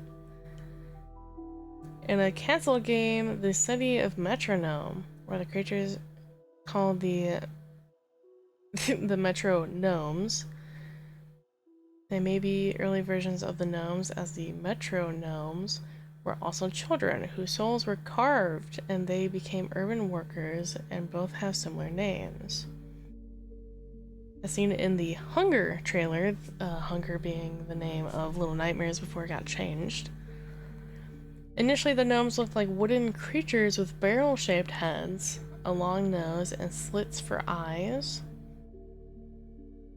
They share the name of the antagonist from the Land of Oz books by L. Frank Baum. In the demo version of Little Nightmares 2, it is possible for the player to reach the gnome's attic by jumping off the broken mirror and onto the ledge. Once the player gets the gnome's cap as a new hat, they are unable to equip it and are unable to leave the room. Players who succeed in finishing the gnome's attic through the demo are left no other choice but to restart from the checkpoint if they wish to continue. The studio most likely did not intend for the player to be able to reach the area, as it was later announced that the gnome's attic was intended to be part of the deluxe edition for people to purchase. That's really funny.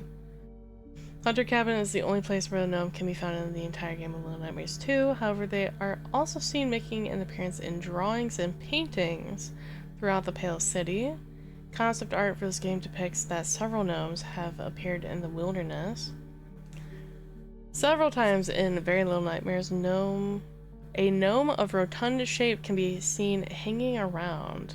This may be in reference to their design in Little Big Planet. Oh, interesting. The Little Nightmares Twitter account once said that of the gnomes are remnants, echoes of what was, and nothing more. If there is not even a remnant left behind, there would be no gnome. Can't believe they made rotund gamer gnomes. That's really funny, actually. That's really good. Okay, the Nowhere. The Nowhere is the universe in which the Little Nightmares series takes place. It is a physical world, only accessible through dreams. Okay, so this is where all the nightmares take place. In Alice of the Nowhere, seen in the school in Little Nightmares 2, it is unknown whether this is all of the Nowhere or only to be a part of it.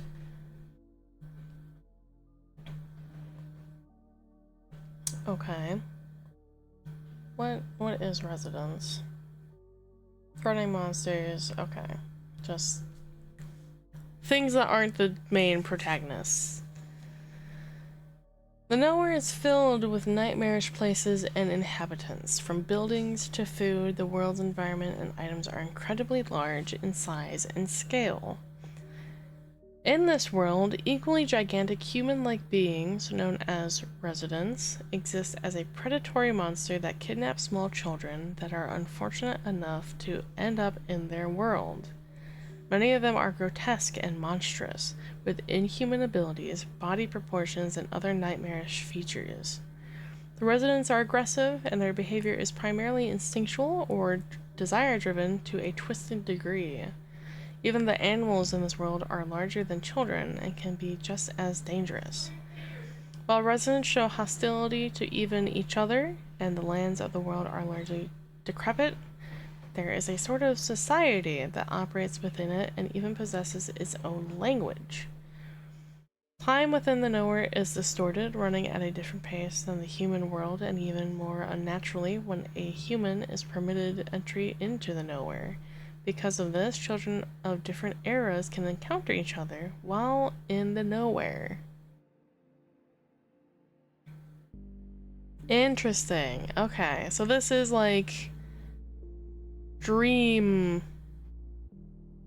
mirror alternate world to human people world. To travel to the Nowhere, one must first dream in order to reach the threshold, the space between the waking world and the Nowhere. Within the threshold resides a door, with no doorknob, to the Nowhere. However, the door is guarded by the ferryman. If the ferryman permits a person passage, he will not only guide them through the threshold, but also through the door, where they will see numerous stairs and a giant pulsing red eye the size of a moon, circled by shining, blinking eyes of every shape and size, before finally crossing into the Nowhere. Upon crossing over, the physical body will disappear from the human world and into the Nowhere to complete the transition. In The Lonely Way, the ferryman reveals that there's another way into crossing the threshold into Nowhere. Ferryman, who are you?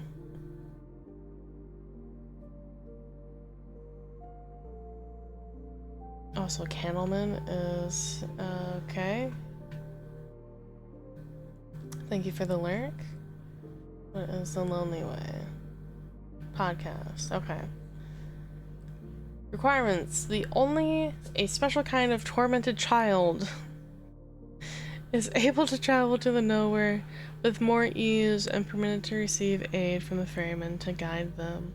Although visitors to the Nowhere are primarily meant to be children, it is possible for adults to receive permission to cross over. Hi, I think I might also be a resident of the Nowhere. Unfortunately, I get pretty...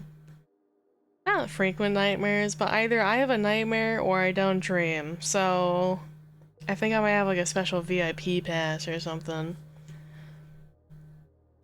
Repercussions. While some visitors are initially permitted to stay in the nowhere for a short period of time before being returned to the original place of origin, others can remain trapped within the nowhere for years. However, the primary objective is to have visitors stay within the nowhere permanently through any means necessary. Any visitor who spends too long a time within the nowhere will gradually lose parts of themselves and even suffer an obscure form of memory loss, losing memories that are both in regards to themselves as well as anyone they knew.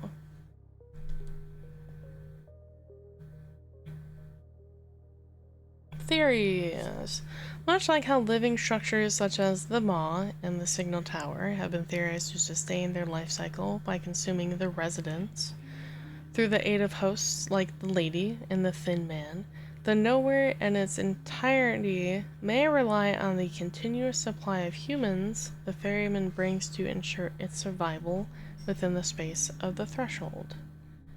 In Chapter 6 of The Sounds of Nightmare, the ferryman claims that young children contain something of value within them that is important to the nowhere.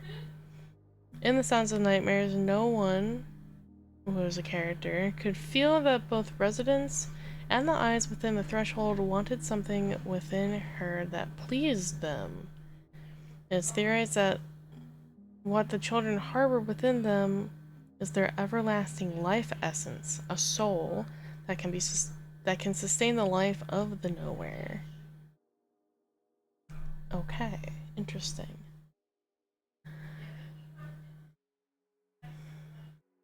The world of Little Nightmares was not given a name until Little Nightmares 3 was announced, revealing that the world was called the Nowhere. Before the name The Nowhere was revealed, the Little Nightmares games were set in dark places, according to Bandai Namco's website.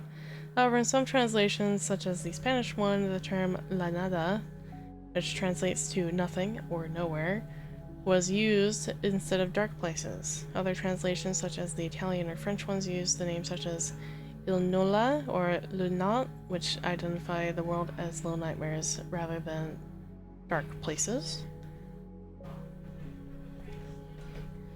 Before its name was revealed, the Nowhere was described as a, quote, distorted place that lives somewhere between dreams and reality. Through interviews and other hints from the franchise, the nature of this Nowhere has been alluded many times. According to Dave Mervick, he said that all children come from... they don't belong in this world. And that there is a reason why the children are in the Nowhere, linked to, quote, something that happened before their lives that made them a good fit for Little Nightmares. When questioned who built the structures such as the transmission, senior narrative designer Dave Mervick states, quote, the world of Little Nightmares doesn't work that way. Creatures and places exist for a reason. In the first game, the mall exists because the hunger exists. And here, the signal tower exists because the need for escapism exists. In a promotional video for Little Nightmares 2, Darren Brown describes the nightmares as, quote, the influence of an external malevolent force. Chapter 4, The Sounds of Nightmares, no one... I'm going to also look at that. Ruth, alright. Main protagonist of the audio fiction series Sounds of Nightmares. Okay. I went too far back.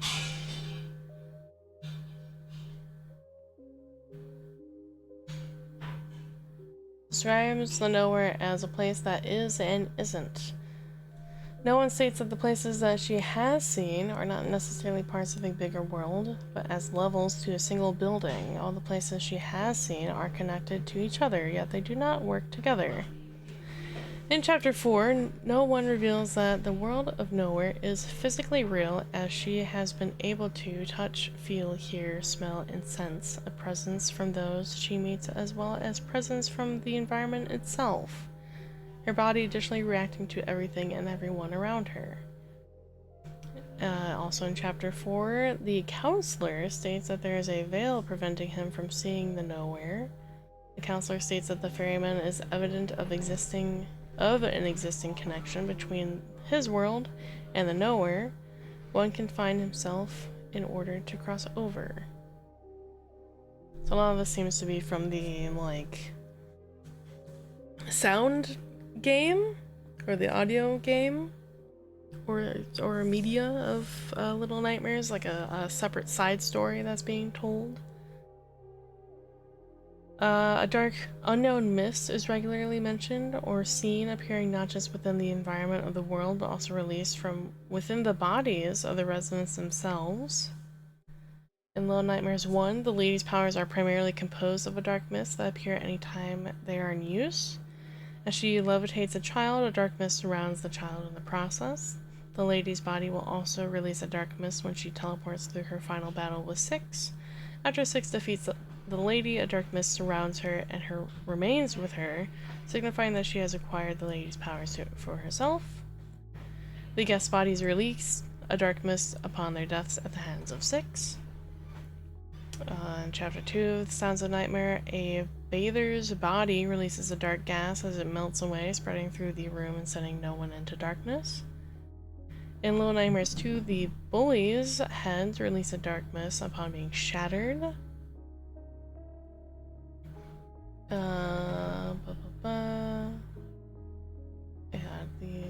At the end of gameplay footage of Little Nightmares 3, a scene shows dark mist quickly appearing and surrounding Lo and Alone within an isolated room, which are the next two protagonists.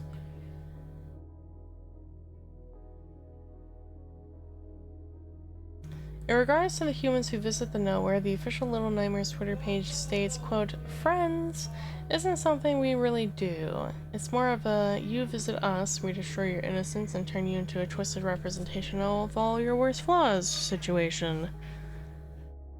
When questioned over fans' beliefs that an unseen threat has been pulling strings in the nowhere, and whether or not this unseen being or threat will be met, Dave Mervick states, "That depends if I'm ever allowed to go out in public again." Oh, jeez.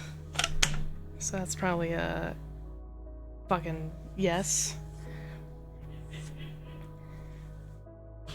Let's see. A recurring eye motif exists within the nowhere, from the eye-shaped mechanisms or as symbols found in paintings or drawings throughout the games, raising suspicion that the residents and the children are constantly being watched by an entity or being of a higher power.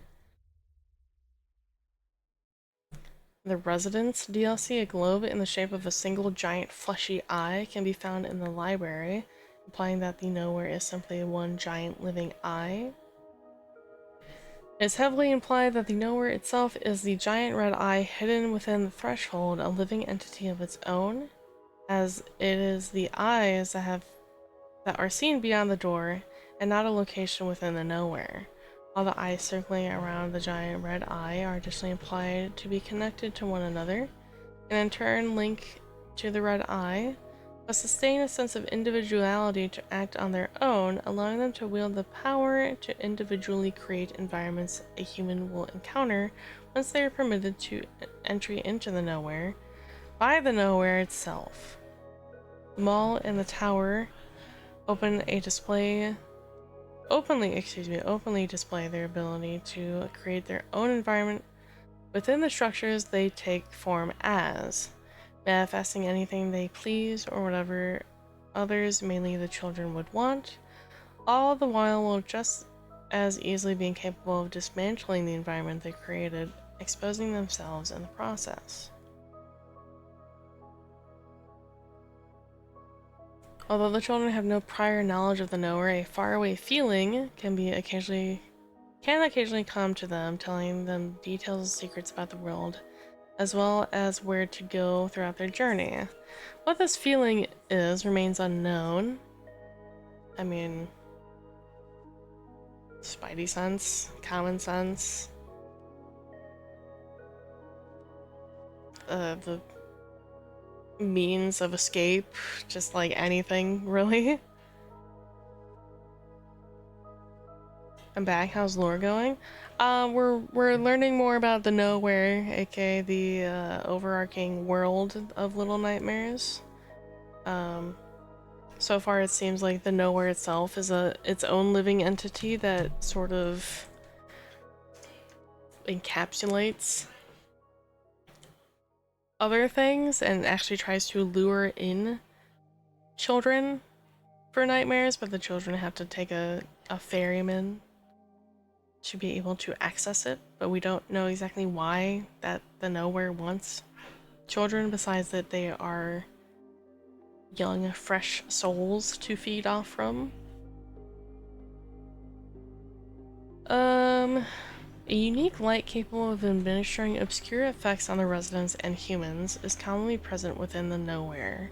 This light is implied to be emitted by the giant sentient eyes encountered within the world, of which have a preference to remain hidden, even when taking on the form of structures to hide in plain sight, as their light is transmitted through a number of ways, such as through objects.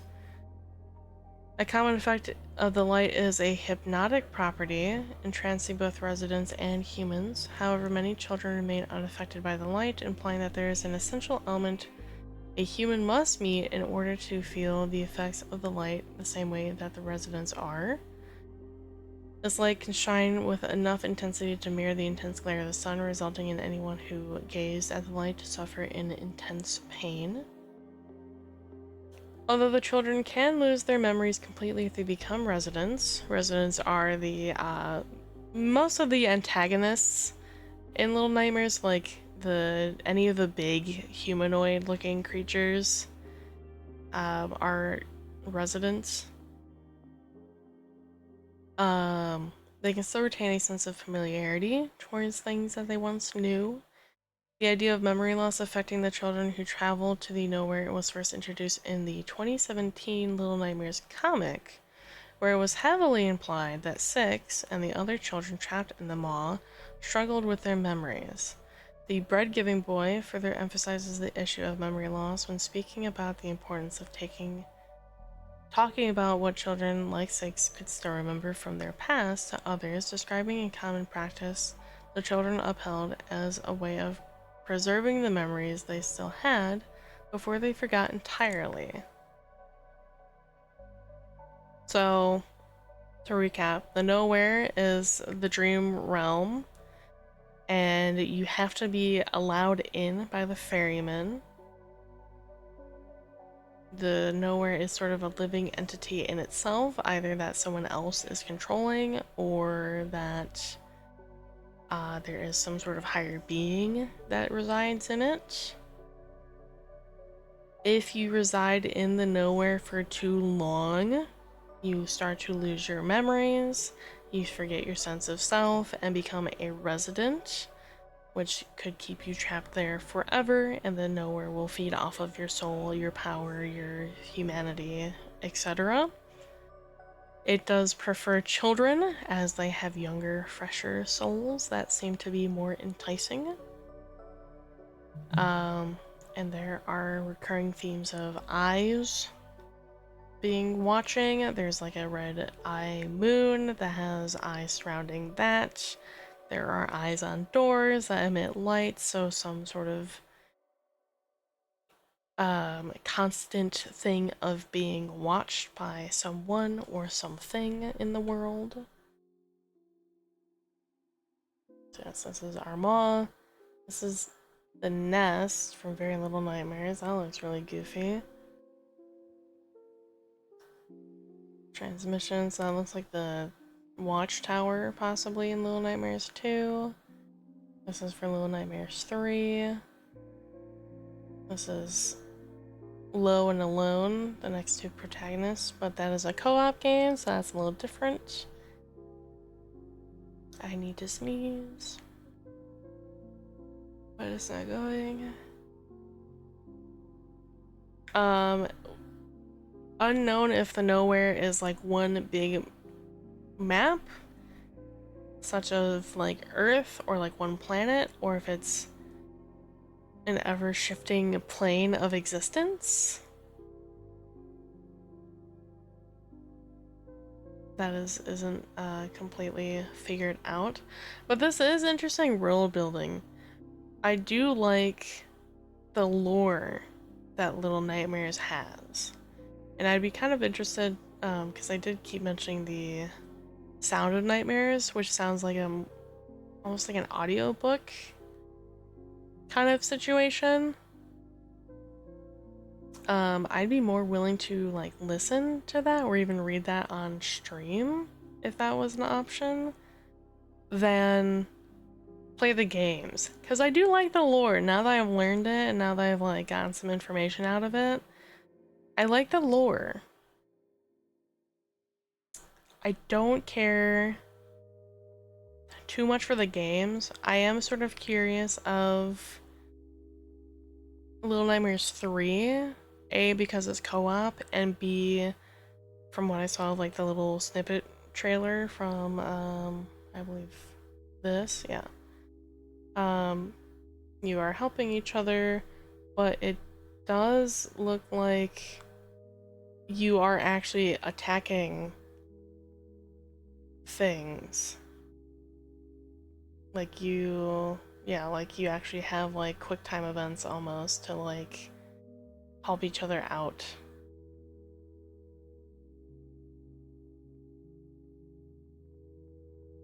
So that to me looks a little bit more interesting. Why don't you online co-op, same platform? Okay.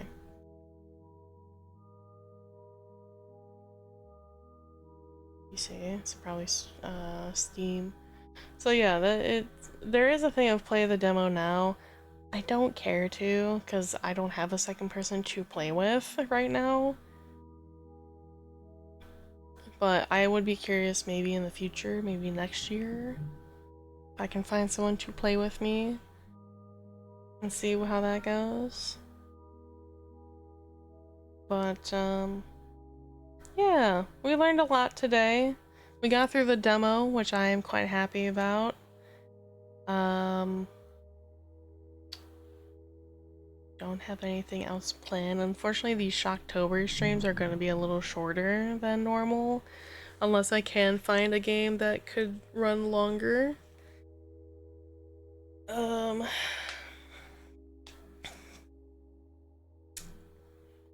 Yeah, unfortunately, that's kind of all we got here.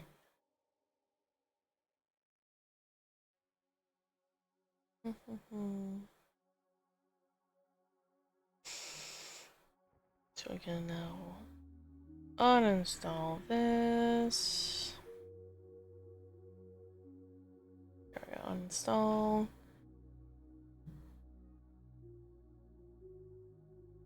Uninstall.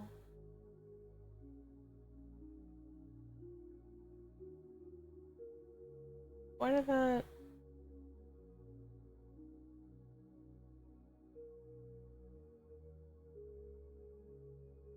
Huh? Oh, that took them away like entirely. Wait, well, I didn't want that.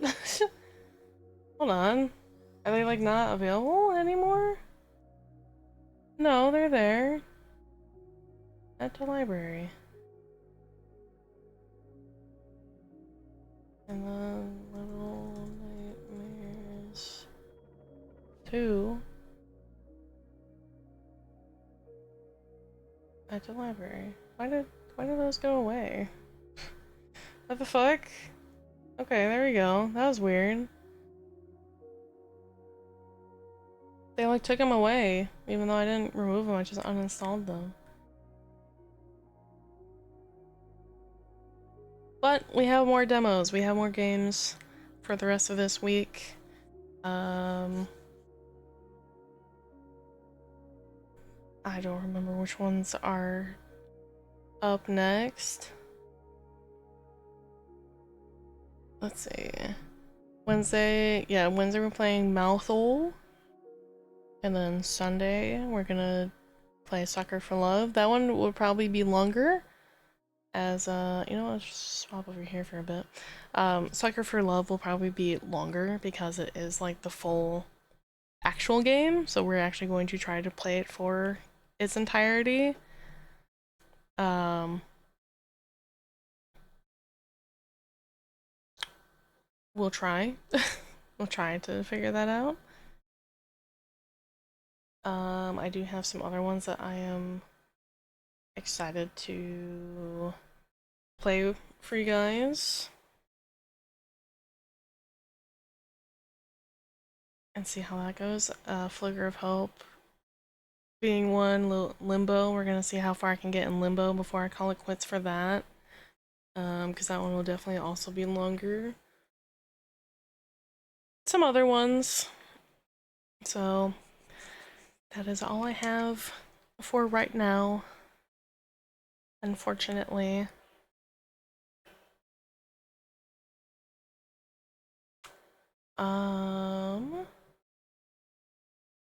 We'll see where we go from there, I think.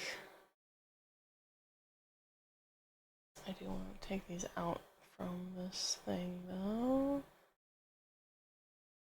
That out, take that out. There we go. I am interested in the Am I Nima demo, so maybe if I get to a point where I don't want to play any of the other games that I have, which I have several, so I definitely have options. But if I don't like those options, I might consider getting the Am I Nima full game. So that might be something as well. I found out I followed you a year ago to the day. Wow. Congratulations. Thank you for the 1 year following anniversary. Halloween season all year. Yippee!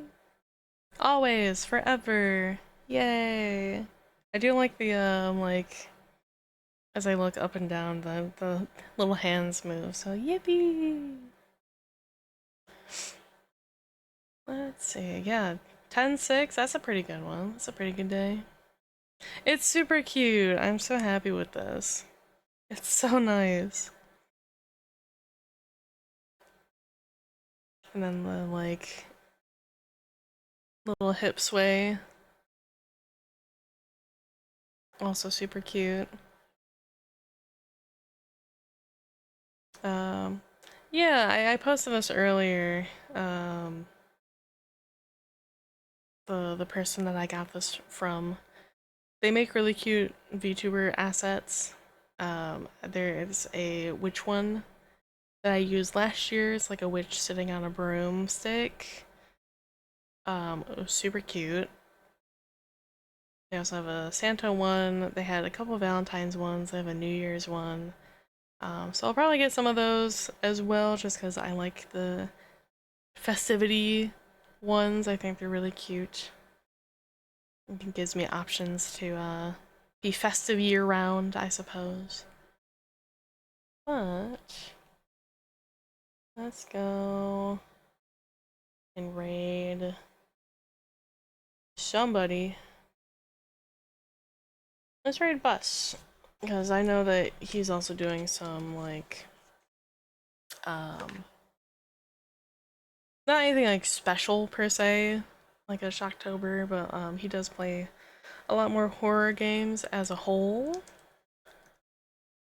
And he's playing something called Bad Cheese, and I'm curious what that is. So we're gonna go raid him. Go ahead, copy one of those. First one's for subscribers, second one's for followers. Go say hi to Boss. You know him, you love him. He is my Banui VTuber child, despite him being older than I am. But go say hi.